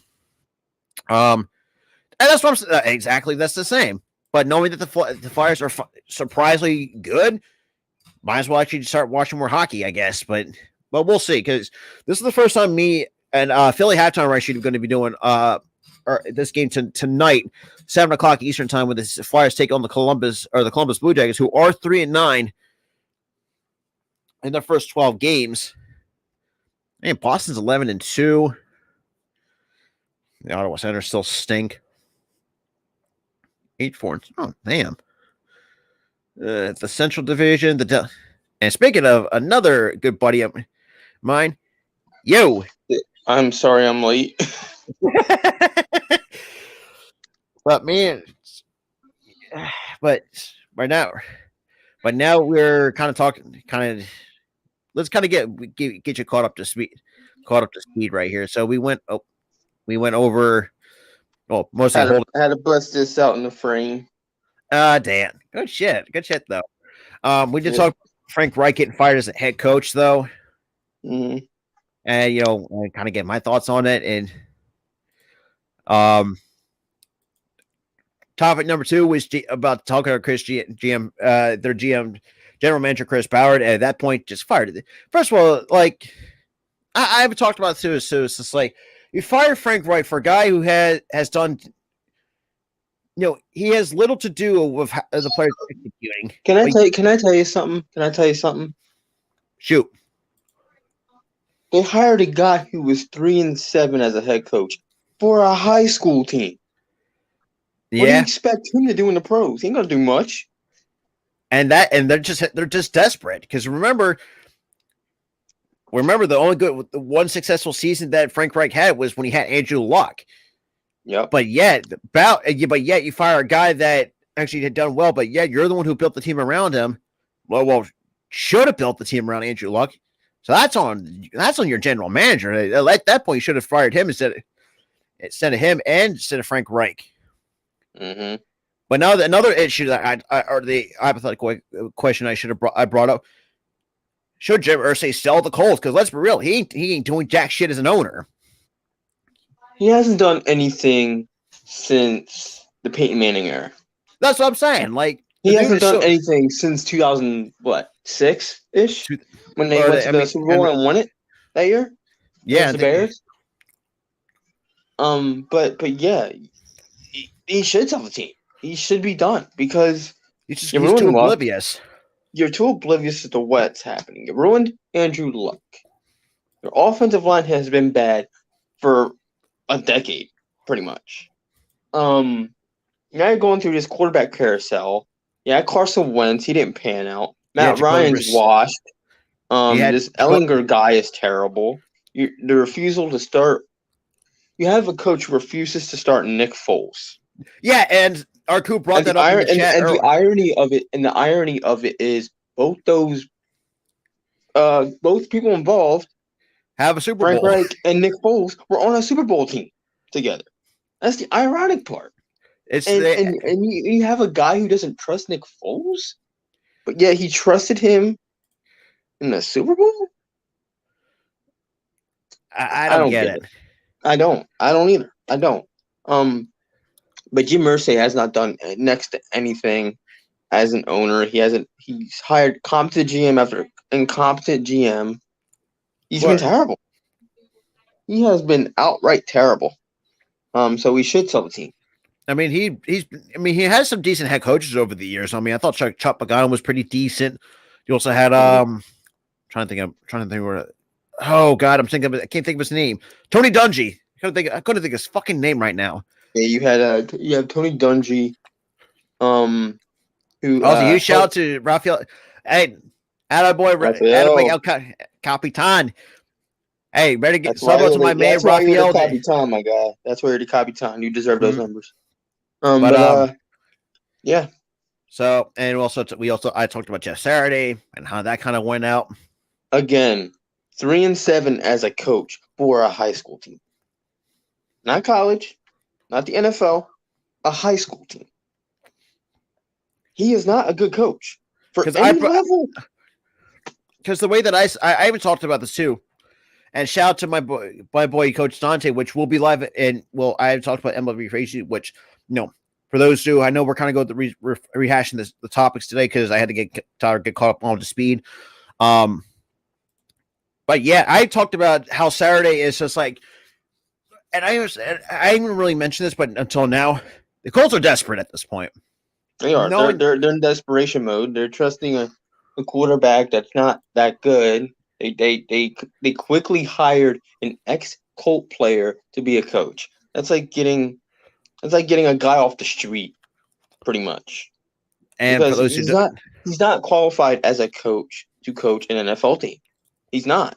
Yes, he was a high school coach, but he wasn't even good at that. but like I said, this goes back to Jim Irsay and Chris Ballard. Those are the two. Because I mean, the fact you fire Frank Reich. First of all, Frank Reich can do so much as a head coach. It's the players that's the issue. Was 40-something and 33. He was not a bad coach. He was giving a bad hand to deal with this year. But yeah, and last year. This is why a lot of times. This is why I think still to this day, I feel like Andrew Luck still resents the Colts to some extent, to the point that because remember, you had Andrew Luck, probably your second best franchise quarterback behind Peyton Manning. And you let him retire, and you forced him into retirement because you didn't build a line to help him out, and he had injury after injury after injury after injury, and he was sick of it. And also to the fan base, really. And we thought we were classless. The fan base was ignorant. Like, why would you boo a guy that basically saved your franchise after, losing Peyton Manning? Because remember, it's like Peyton Manning. Yeah, I mean, shit. I mean, I could imagine. I mean, look, not had one of the great. I mean, look at his rookie season numbers. Wasn't the greatest, but it had a very strong finish. But at the end of the day, you have guys. You had Hall of Famers, and shit. I can imagine how pissed Marvin Harrison did. Reggie Wayne, I think it was very underrated. I mean, you have guys that when you remember one, they were actually really good for the Colts. Peyton Manning, I could imagine how disappointed Peyton Manning truly is with his franchise. Mm-hmm. I really could imagine how disappointed. But I also talked about Darren Waller. Now Hunter Renfro's now. I was going to ask you, check it out, and then you didn't. You were talking to Heather the whole time. But yeah, check it out. But names in the back. All the team, the roster. Nice, very nice. Thank you. Everybody see it? Yep, I put it on stream like one picture. So yep, but and all the names in the back. You love to see it too. Yeah, you love to see it. All the names in the back. It's already on stream. Can you see that? Yep. All the names in the back. Oh, absolutely, bro. NL champions. Let's go. But yeah. But the next topic that I did talk about earlier in the show was Darren Waller, and now Hunter Renfrow has an oblique injury going on IR. At that point, here's a stat that I looked up, and I feel like this is also the culprit as to why the Colts season is a wash this year. And lay it on me. All the players, Darren Waller, Hunter Renfrow, Derek Carr. I mean, the Raiders, the whole offensive core, have only been healthy this year for 46 snaps. That's not a lot of snaps to be held that they've been together. I mean, shit. 46. The Raiders' O-line hasn't been the best either. I mean, that's the reason why. Derek Carr's been getting hit too. And another thing too. What's with Raider fans saying Derek Carr's the problem? He is not the problem. It's McDaniels and that offensive line. That's the only issues that this team has. Plus, that defense is not that good either. There's dog water in the defense. Well, put that on Patrick Graham. Because then I'll single him out. Patrick Graham's the issue too. Because you really think about it, because he was really good with the Giants, but for some reason, you brought in like some good defensive pieces. Chandler Jones, you extended Max Crosby. I mean, good Lord. You got Devontae Adams on your team. And you're what, 2-6, 2-7? Could potentially 2-7 if they lose to the Colts, which I had talked about too. Like, that's like one of two situations going to happen. Either if you're the Raiders, if you do, why don't say hypothetically, if you lose to the Colts, at that point you should just fire Josh McDaniels right there. But it's funny, and I talked about this too. Like Derek Carr, though, the dude's been Mr. Consistency for the last 9 years in this league. But there's six different head coaches, many different front office personnel. Like, What do you expect this man to do? People in not New England, the Oakland / LA or Las Vegas fans, they dogged on this guy for years. This guy has been putting your franchise on his back since he got drafted in 2016. On his back. As a second round pick. Second round pick. He put this team on his back. Honestly, I think he's better than his brother. Well, and his brother's putting the team on his back too. Yeah, David Carr, the human punching bag. That was horrible. I feel bad for that man. Had no one to Houston Sports and anything else. We're gonna have Coach Dante appearing on the show a little bit. Yeah, and it's funny. I don't know if anybody's watched the press conference for Derek Carr. He's had some very interesting comments. I think he said, quote saying, I have a lot of things, but it's to say, but I don't want to. If I looked at his presser on El Capitan's channel, that man low key threw he took shots at Josh McDaniels. It was very, very subtle when he did it too. He was remember Devontae Adams also did that too. I think he also said. Oh, my dog was going outside, but yeah, he very, very, very low key. But you could tell he was talking about McDaniels. He put Coach under the bus. He threw him under the bus. I'm like, and there's some good points. It's yes, we know the coaching staff is mostly to blame, but most of the time you should blame the players for not executing. And but here's the thing: they were executing under a different coach. They don't fit McDaniel's scheme of what he's trying to run. That's the issue at hand here. I mean, shit, you got Devontae Adams, you have Hunter Renfrow, Waller. When he's healthy, it's a good tight end. I mean, for the love of God, you're going to let Josh Jacobs walk in for agency, for the love of Christ. On paper, this team should be 6-2. At least 6-2 or 7-1. Or 7-1. Maybe 8-0. Yeah, I wouldn't go that far. I would go that far. I would. Talent-wise, yes. They should be one of the top teams in the AFC right now. Because the AFC West, they're at one of the bottom. But the thing is, they've been like this for years. Too. And speaking of a fellow Houston Texans fan, no one's about Derek Carr than anybody else. Mr. Coach Dante himself.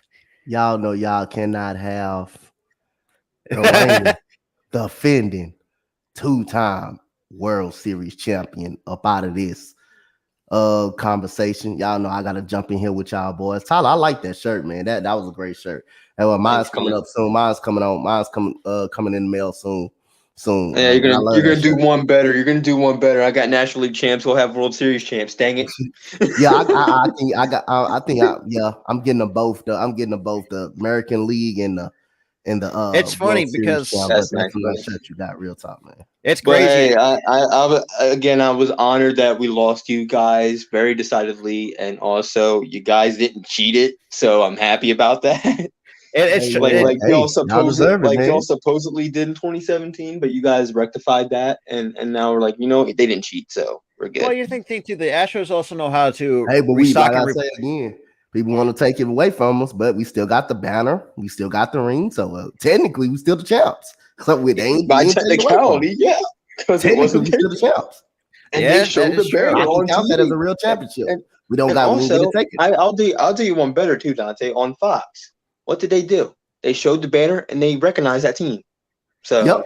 And you really think about it. Technically, we still can call ourselves 2017 world champions. They didn't take the banner. They didn't take the ring. Not gonna lie, it's still the champs. I would say this too. I think technically the Houston Astros should have 3 instead of 2. Let's keep it a buck here. But you guys against the NFC East was just like, my gosh. Yeah, we 1-2. We 1-2 now, man. We made you guys a bit better.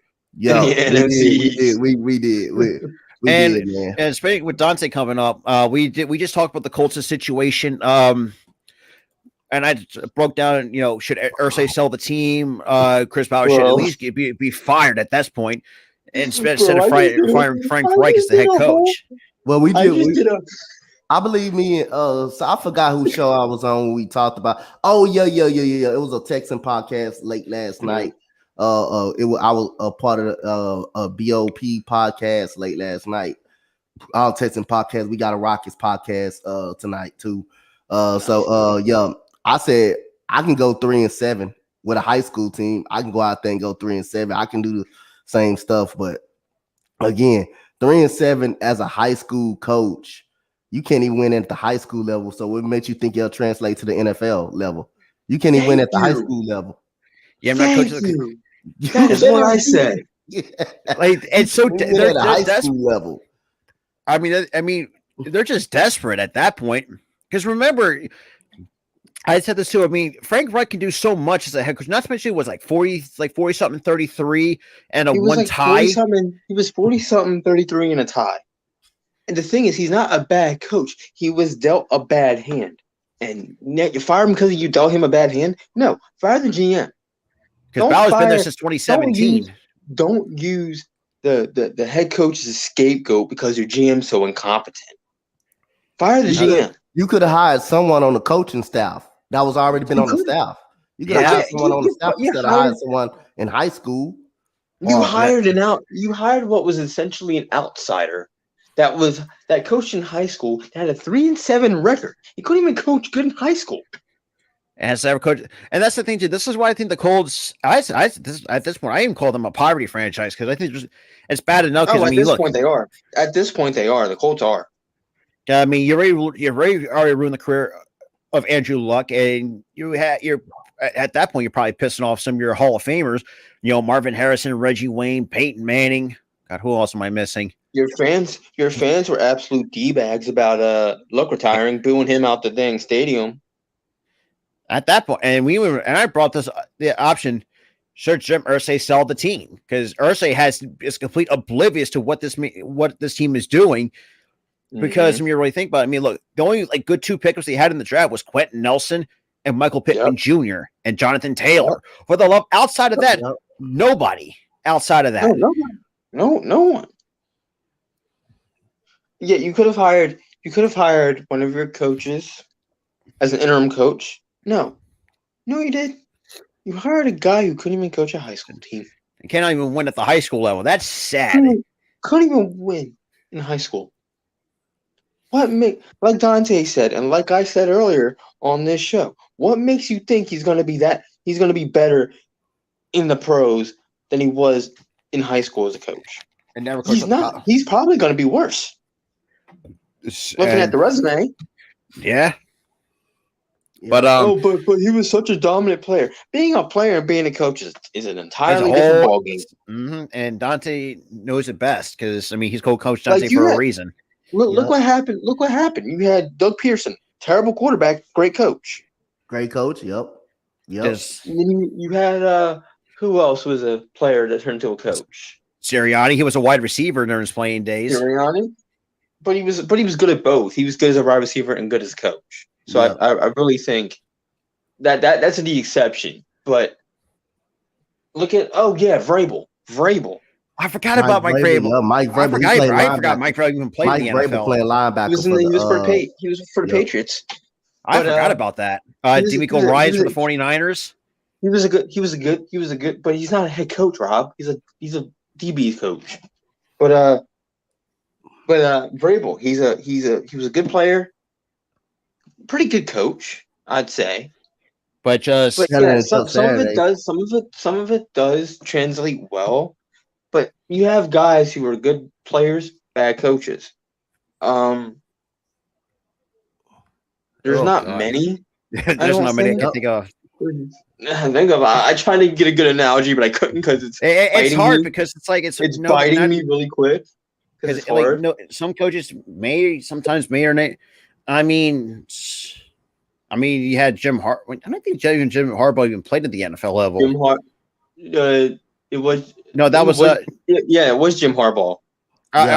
Because originally he was with the Colts in the 90s. I forgot about in the 90s. Remember that whole rant? Oh, you could have got rid of Jim Harbaugh for Trent Dilfer. Oh God. That was a bad take by what's his face.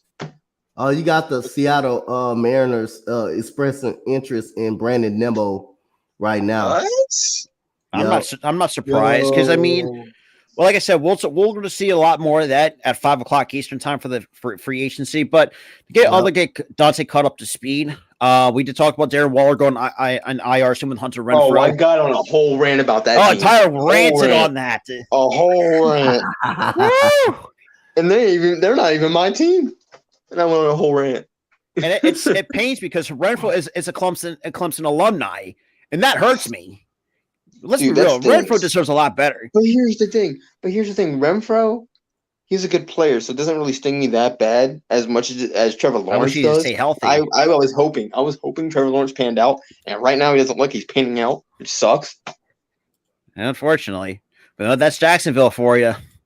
But it's Jacksonville, and they're an incompetent franchise, and I told Raiders fans, Darren Waller been checked out on him in that playoff game against Cincinnati. He been done. He been checked out. Yeah, and not to mention you could see it all season too. He's just dejected, not wanting to play. Yep. I mean, they extended him. He ain't even try to come back. He ain't try to come back, or he ain't trying to come back. He been in. You seen where he been at, Robert, in WNBA games. He been to more WNBA games than he been playing on the field. That is true. WNBA games than he been playing on the field. Dude, if I had to play under a coach like Coach McDaniels, I'd quit too. Well, come on.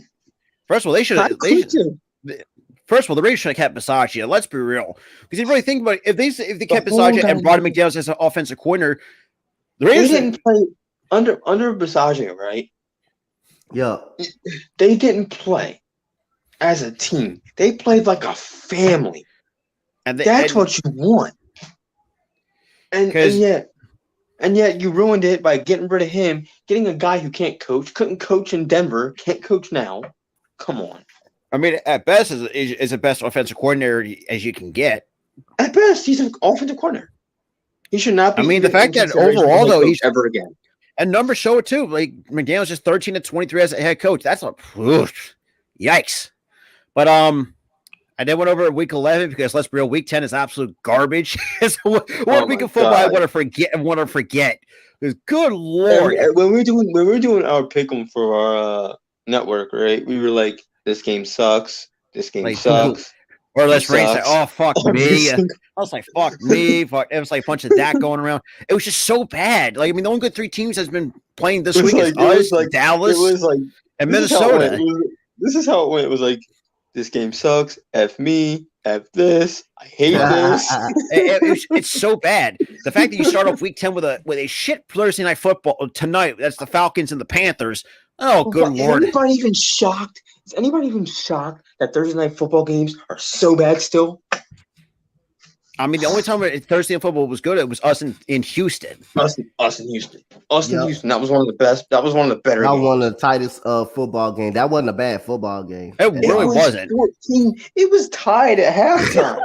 All the other games were tied at halftime. I told the Philly people that Houston come out, they gonna come out and play hard. I told them. The thing is, here's the thing. They've been scrappy all year. They just not have closed the door on. We don't got the play. We don't got good enough players though to close. You don't have good enough.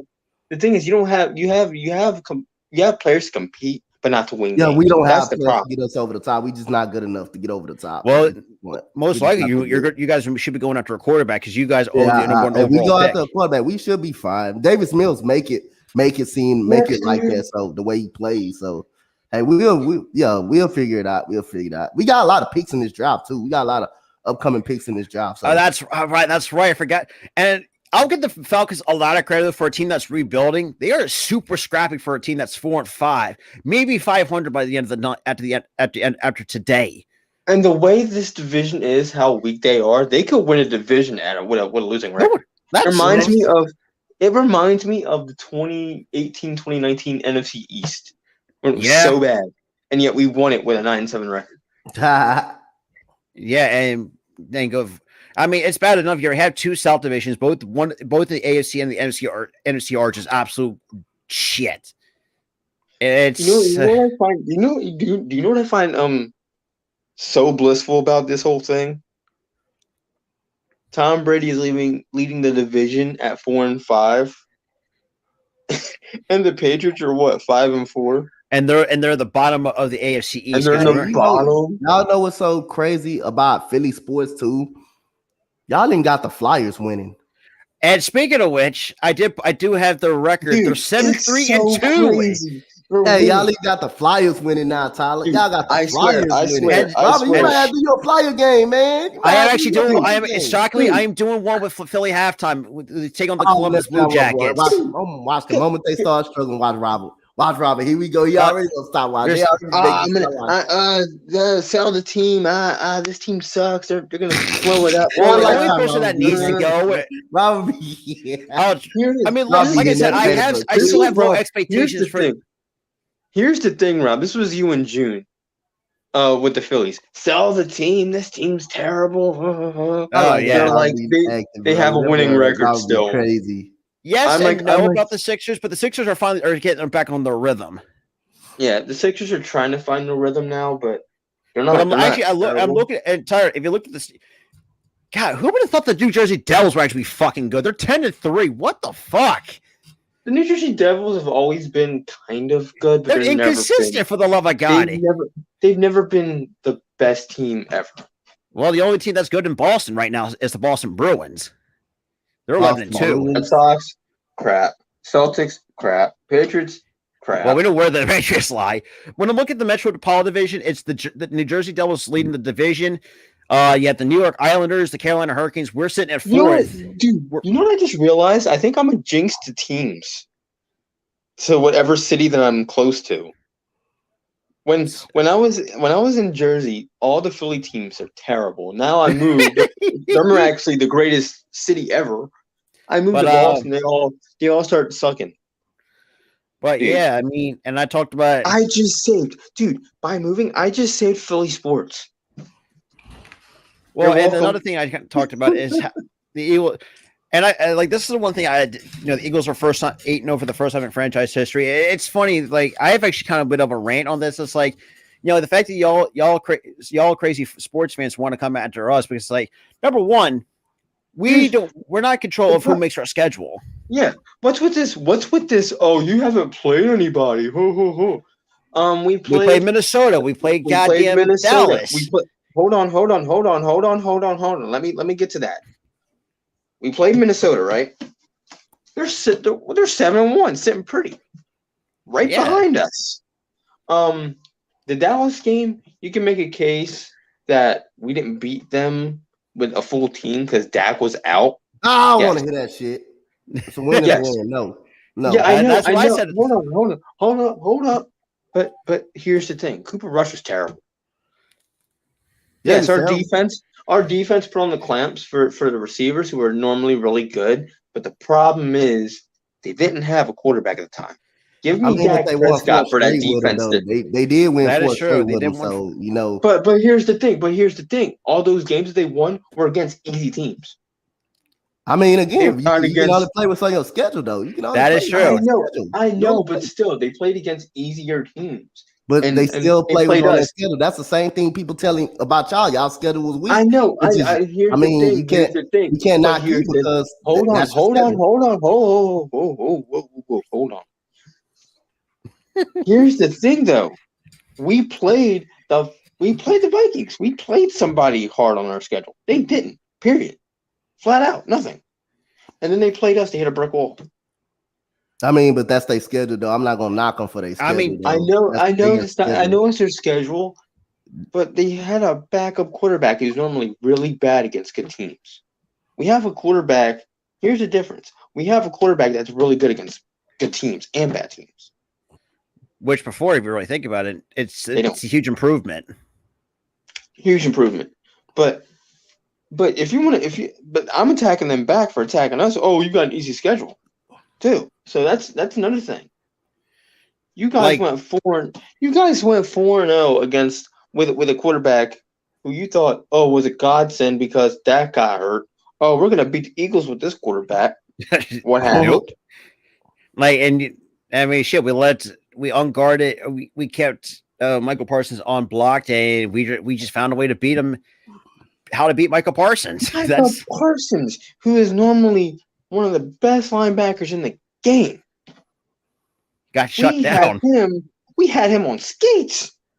Like that's I I think the And one. I feel like there's and two that- teams. I think that's going to give it a problems. I think Tennessee might give us issues because I think they're still. Yeah, a I good think. team. But here's the thing. Though.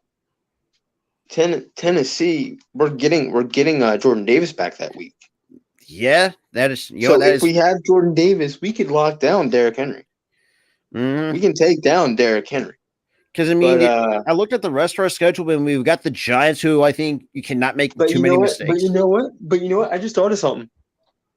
What's that? If we beat the Titans, they're gonna make an excuse again. Oh, we don't have any receivers.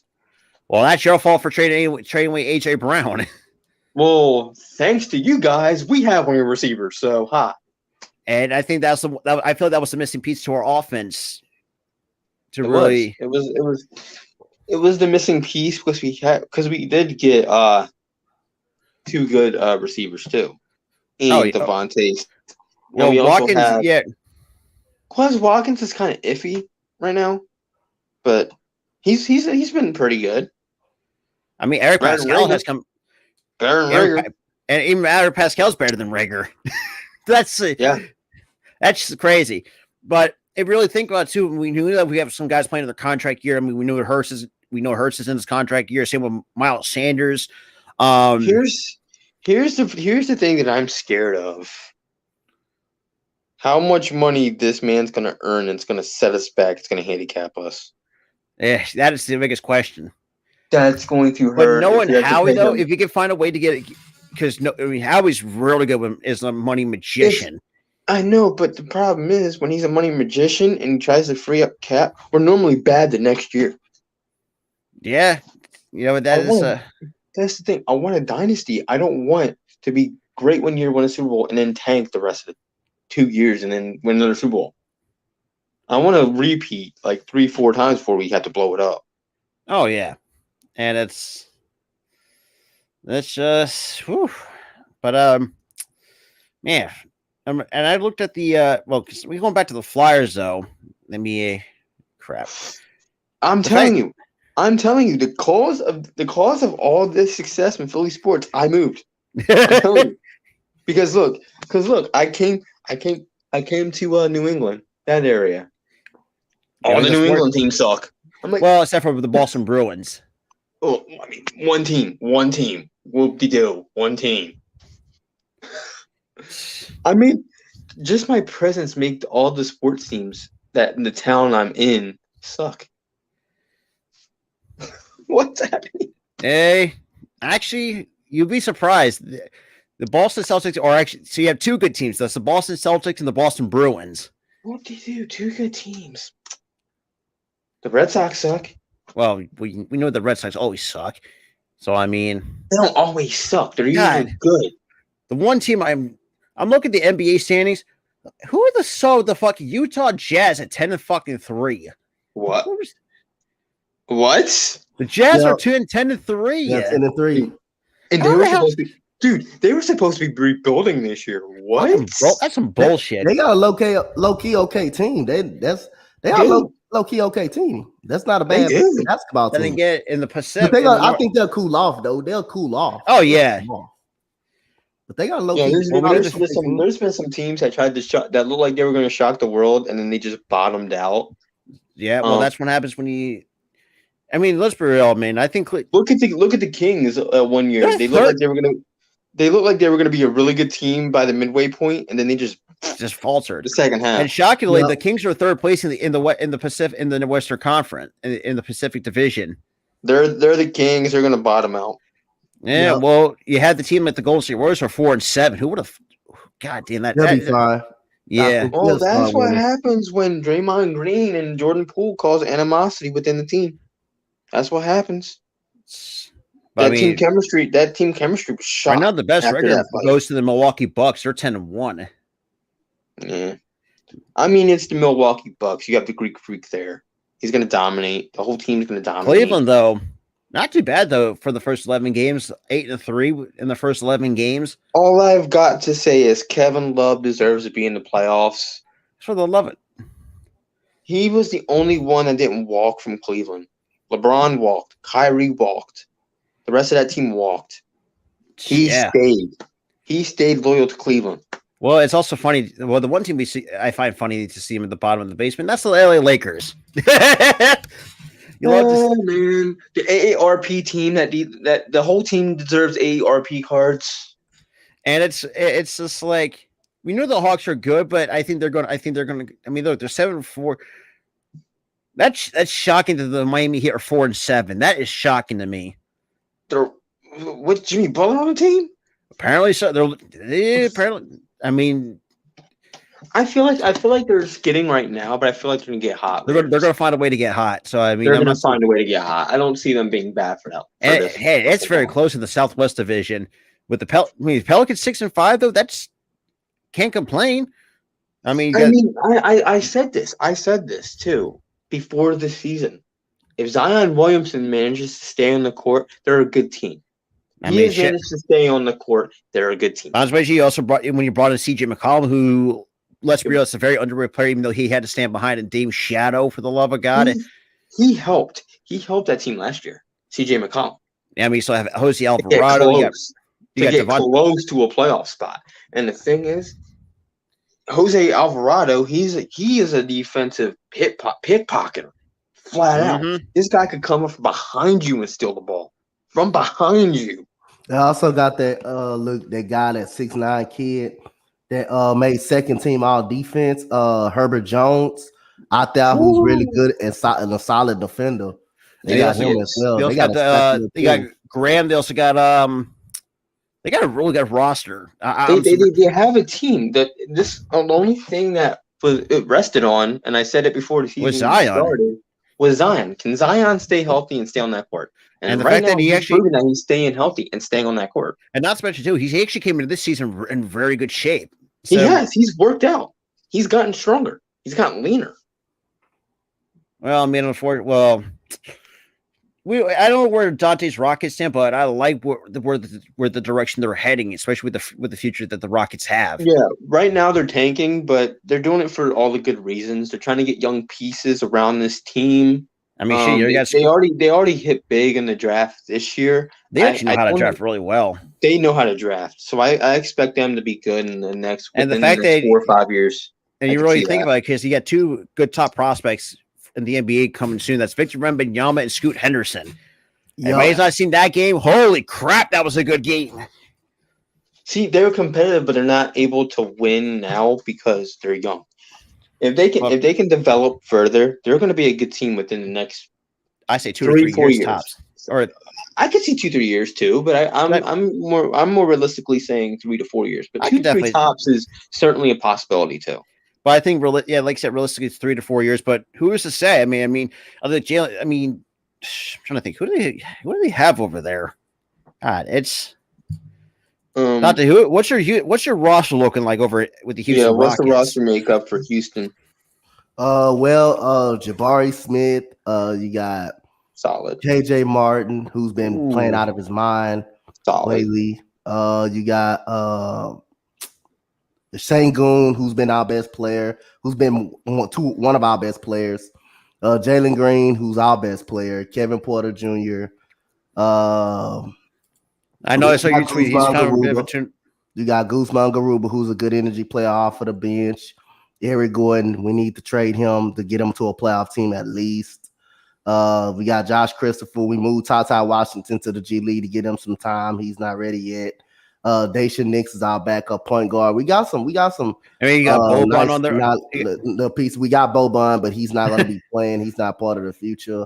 But like I said, we got some nice little pieces. And Tari Eason, I heard a lot of good things about Eason is a beast, bro. Eason is, you talking about someone that come off the bench and relentlessly can do things, come on the floor, just hustle, just fight for every play he get. That's kind of like when you look at a player like him, and it's kind of like you looking at football. You know how a running back just fight for every yard he get. Oh yeah, just relentless. Like Damian Pierce was against the Eagles, just fighting for every yard that he got and just running through. That's how Tari Eason basically. He just fight for every.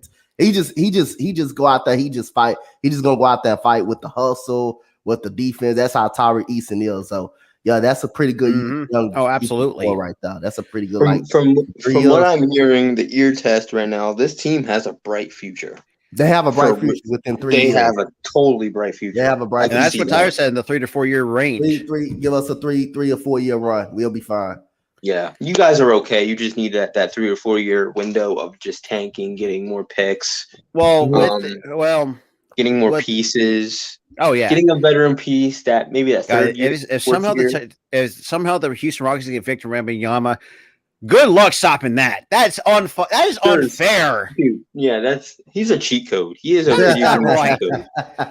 A 7'9" wingspan for a guy that's 7'3", that's 18. For the love of God, I think this kid could be. Here's the thing: if you play my career, it's basically like if you wanted to cheat in my career, making like a 7-foot dude and he's like a monster with like a big wingspan. That's that guy. And can handle like a basketball like a guard and shoot threes like it's no. God, this man is a cheat code. Yeah, he's a cheat code. I've seen people comparing him to Kevin Durant because of how he shoots and scores. I could see a with lot that of KD. I could see a lot of KD in him, like prime KD from like 2012. I could see that. Just because of his height and just know how. I can definitely see that in him. But you got two teams already tanking. That's the Thunder. Good Lord, man, they got draft picks for fucking days. Dude, on I end. expect them to be good within the next couple of years. I think that I can definitely see that because I think that's another team that's still kind of figuring their identity like at the same time. So I think them and the Rockets. I feel like they're only two tanking teams. Right. Because you really think about it, because the Thunder's got draft picks for the next 5 to 10 years. So it's like, man, that's like that many teams worth of draft picks. Man, Sam Presti, man, he needs to know what he's doing over there in OKC. So Thunder's fans, look, even though they may not be a winning, even though they're not winning now, but man, you got two teams. I mean, I'm excited to see what OKC brings. I want them to be what the 2012 team brought and just really show what they really truly can bring. Look, Josh Giddey, I mean, who else they got over there? God, who else do they have over there? God, it's I don't even know. Oh, they got SGA over there. SGA is very underrated. Man, that's all I know who's over there. Oh man, they've lost by 4 points to the Milwaukee Bucks, 136 to 132. If you're hanging in there with the Milwaukee Bucks of all teams, you're gonna be good in a few years. You got pieces there. If you're hanging in there with the Bucks, they got who were like the top team in the East or the West, or whatever. And when Chet Holker gets healthy, so I mean, you're going to have him, Jalen Williams, Trey Man. You got two Jalen Williams, Darius Baisley. You got Dort, Porchevsky. Yep.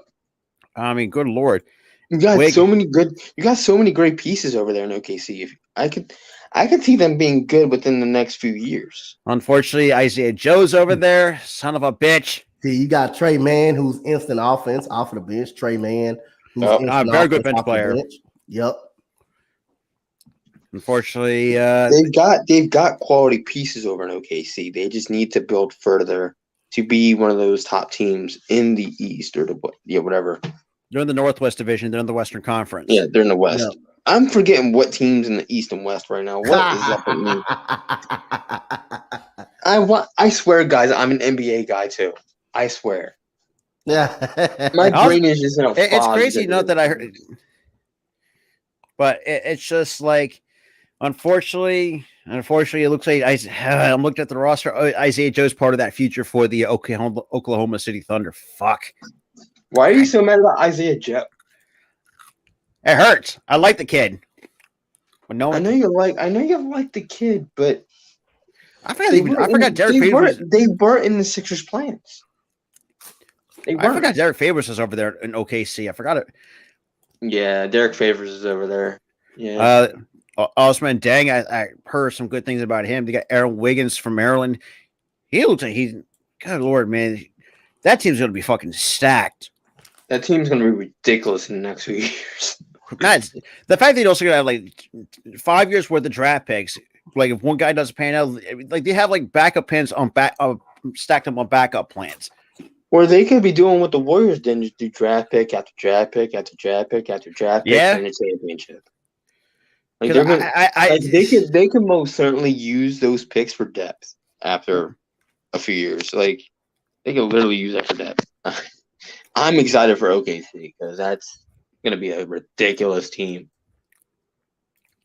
But man, Stan Presti though. But last thing I want to talk King Cat Dante up is expectations and for agency for all 30 MLB teams, because we knew that we seen that Justin Verlander opted out, which is I'm He's saying going that's back. I feel like that's what Dante was thinking of. Now I'm thinking that's gonna happen. He's gonna go back to Detroit, and he's gonna say, I mean, I also heard the I already got a ring. Let me have one more year in Detroit. See what I I mean, can do here, and then if I can't do anything, I'm just gonna retire. But think of this too. If he goes, like, say, if he does go back to Detroit and brings back to what he was and pitches like he was in his prime, I think that can really help with that rotation with these young, because that's a very young rotation. Because I feel like he scratched that itch about him not winning in the World Series. He already scratched that itch. Oh yeah, absolutely. Can he do it again? Can he do it again with Detroit? That's the biggest storyline with Verlander. If he goes back to Detroit, or because we also heard that the Texas Rangers they're going to spend a shit ton of money, because they're also they also said they're pushing for Verlander or to Grom. I really don't think the Rangers are going to get Verlander. I really don't. Now I get that Philly fans want him here to Philly. I don't see that, man. I mean, I really want. Be realistic, man. That's not happening. You also want the Grom. That man's hurt half the time. Look at Tyler said that man's not even playing. No, Tyler's right. I mean, the dude's dealt with shoulder injuries, has dealt with some back issues. I mean, the dude's already up to 30. Hey, like I always say, Tyler, what the old man always say. The Astros prepared to let someone go if we have to let them go, right? Mm-hmm. And we let Carlos Correa go. What happened when we get Jeremy Pena? And let's be real. That's the thing. Yep. When players are older, you guys are like a well-oiled machine. You guys keep pumping out talent after talent after talent in the minor league system. Your minor league system is like really, really good.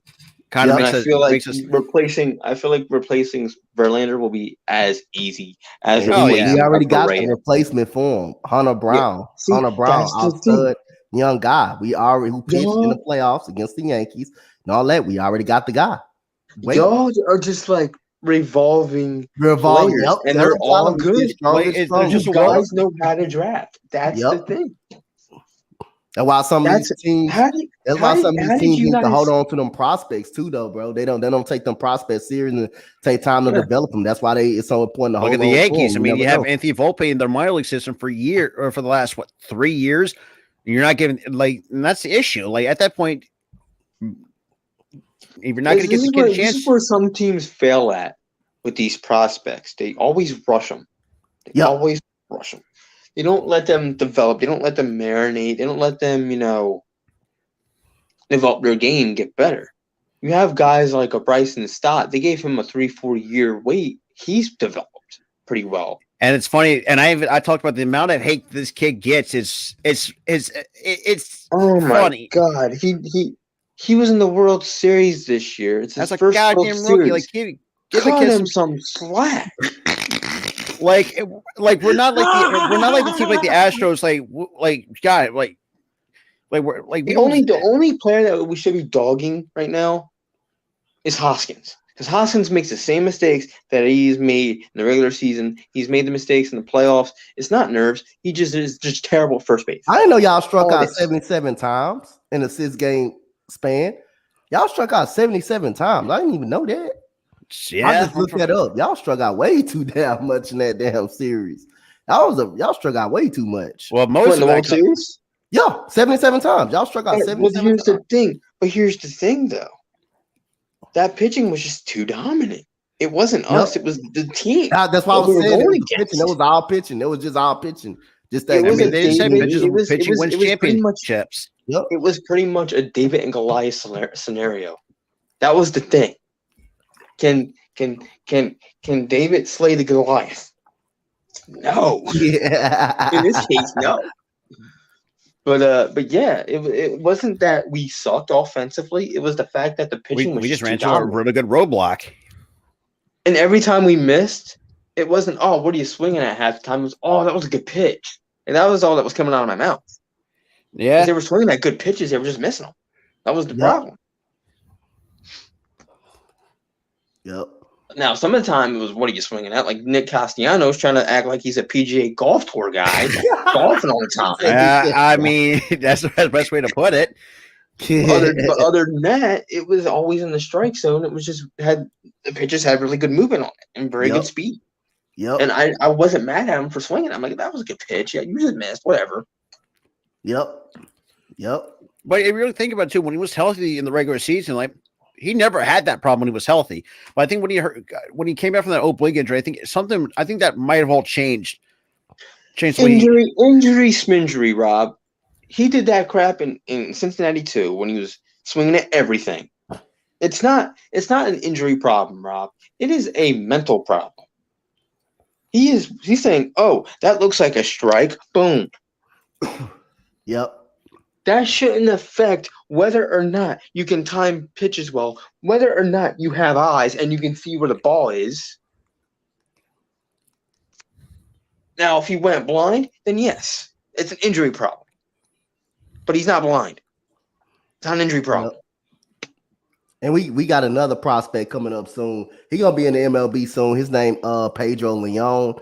He plays on the outfield. He plays in the outfield. That's another prospect we gonna have coming up soon. Watch. That's another prospect we gonna have coming up soon. That dude is really, really good.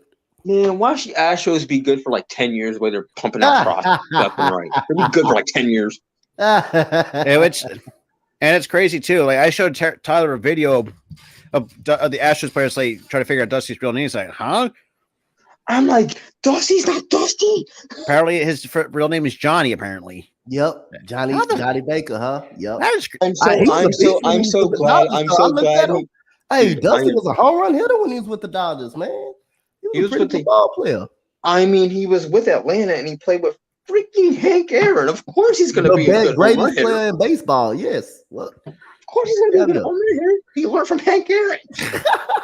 And Dante, I'm looking at your projection starting opening day roster. You're starting 9.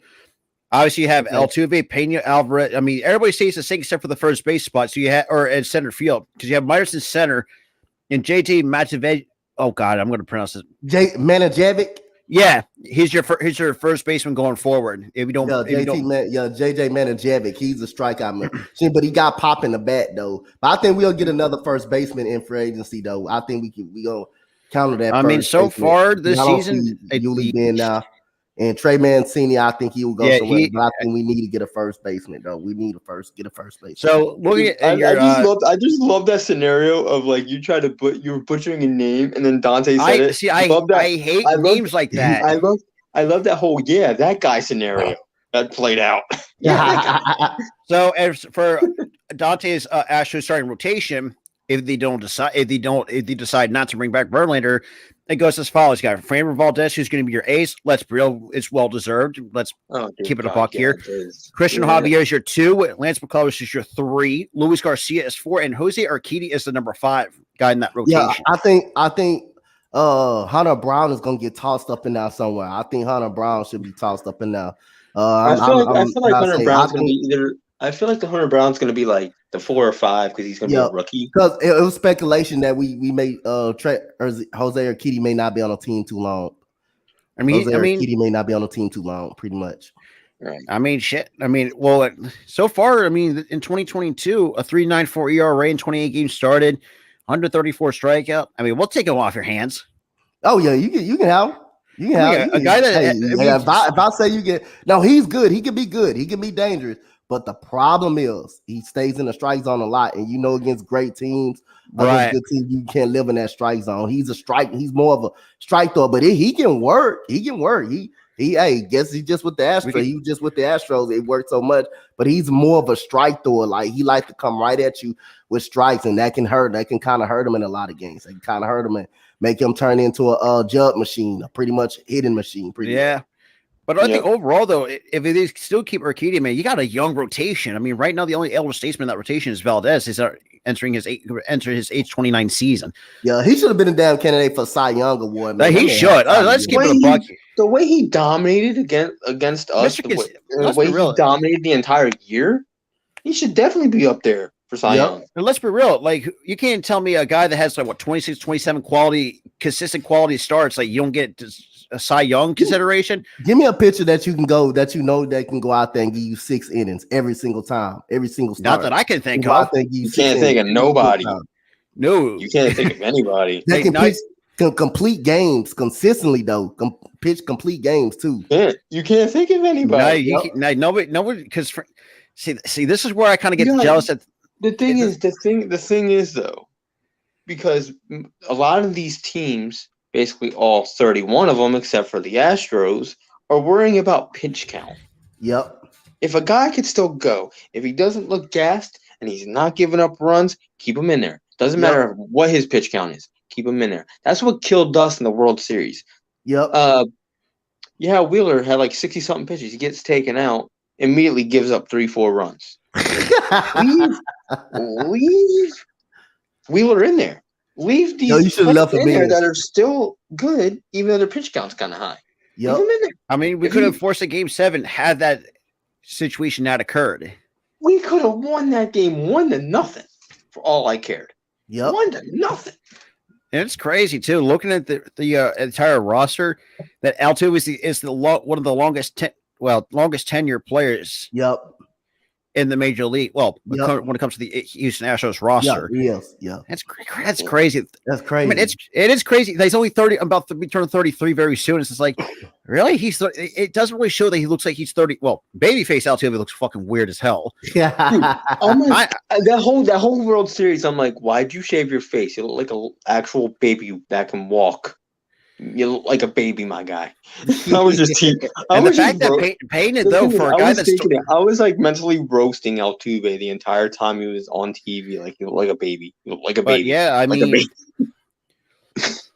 but yeah, looking at the starting 9, like Dante said, that the first base could be an interesting Yeah, we're gonna need first position baseman. to fill. Catcher, I think catcher because I don't think Vasquez is coming back. I don't think Vasquez may be back. I've seen.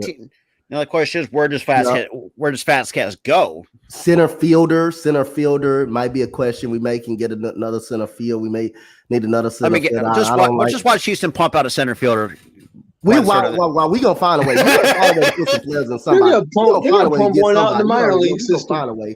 They're not even going to trade for a center fielder. They're going to pump one out in the We minor don't, league hey, system. we don't even Be spend money good. like that. We don't even spend no money like that. It's just basically money ball at this point. With Yeah, the we don't Houston need to spend Astros. money. We don't need Because to like spend shit. money. I mean, they know spells. Well, then again, though, wow, Hey, let's just bring up our top. Let's just bring up our catcher, Corey Lee. We'll be fine. Let's just bring up our catcher, Corey Lee. they have Well, him, already in the, Corey major Lee. league. They actually have him projected to be on the bench for the Yeah. with Dubon, Hensley, and Diaz is your bench for 2023. Yep. Because Corey Lee was in during the regular season. He played in the Yankees 2-game series. He had a hit. In that series. His best game was against the Oakland Athletics. That was his best game, basically. Even though Well, Oakland is he an did absolute against Oakland. travesty before I But other than that, though, that's going to do it because free agent market is going to open up in 45 minutes. So because we're going to see teams get the qualifying offer because, good Lord, if Judge somewhere because we've seen now we're going to see where Aaron Judge goes. We're going to see where all these guys go. It's going to be a big mistake if they let Aaron Judge go. Hey, guess what? If Aaron Judge somehow walked, you know what I'm gonna say? The Astros broke the Yankees. Officially, broke the Yankees apart. Officially broke them. Oh, If he leaves, the Astros have broken the Yankees. I mean, I can't disagree with that. Yep, exactly. But here's a hot take since we mentioned Oakland. The Athletics, the armpit of California. I mean, that's really not a hot take. That's kind of the fact. Because, well, then again, actually, no. I think technically you're going to have two because you also got the Angels that could be the left or right at the same time of California. Mm-hmm. I got a hot take too. The Rangers probably will spend the most money in free agency. The Rangers are going to spend the most money. You know what? that might, And even though it might be, the Phillies gonna end up with Trey Turner. They're gonna end up with Trey Turner. I can And definitely. Well, we do have signs indicating that, and not to mention, we do have a lot of money coming off the books. 75. We have 75 million to spend in free agency, but I think we're going to find a way to spend more than 75 million, knowing that now we have a deep Dombrowski in the but front Trey office. Turner did say he wanted to play in East, though. He did want to say he wanted to play East. He wanted to play somewhere. Oh East. yeah, because I think he's But- more accustomed. Yeah. But I mean, shit. Give that man what he need. Give that man what he wants. Just throw the bag at him. I don't care. Bring him here. I mean, would y'all like throw the bag at him? Would y'all throw the money at him? Throw all the money at him? If you could get a good leadoff hitter and Trey Turner, absolutely. We would dump the money over his head. I mean, you should get like what? I mean, look. I mean, he's about to end his age 30 season, and not to mention he had a really good year this past season, almost a 300 batting average. Another guy that can steal bases because that's been kind of our MO is stealing bases left and right. I think we're like we're like second in the league in stolen, not just in the majors, and like second in the major league, like almost 100 stolen bases as a team.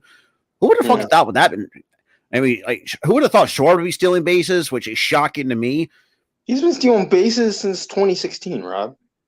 No, I still find that very shocking, though. Man, It's not really that shocking. He's been doing it since he was with the Cubs. But other than that, though, I mean, like if we can get some extra pitchers in there too with Alvin Trey Turner, shit. I don't think we don't think need that much to fix up. So we'll see what happens. But yeah, so that's gonna do it for the afternoon show. We've been doing over 2 hours, so appreciate everybody coming on. Go check out Coach Dante. He's going to be back again with me, Tyler as well for the free agency. Maybe a few other people from the Hardcore Sports Network as well. Everybody, just if anybody wants to pop in. But with that being said, though, Dante, man, appreciate it. And Tyler, I know you kind of came on late, but like I said, I appreciate everybody that's come through. Especially we talked a lot. With MLB free agency right here, it's going to be fun. For those who are fans of low market teams like the Oakland A's, the Baltimore Orioles, and God bless you, because y'all got no money to spend. That's sad. It really is. With that being said, though, we'll see you guys at 5:00. See y'all, man.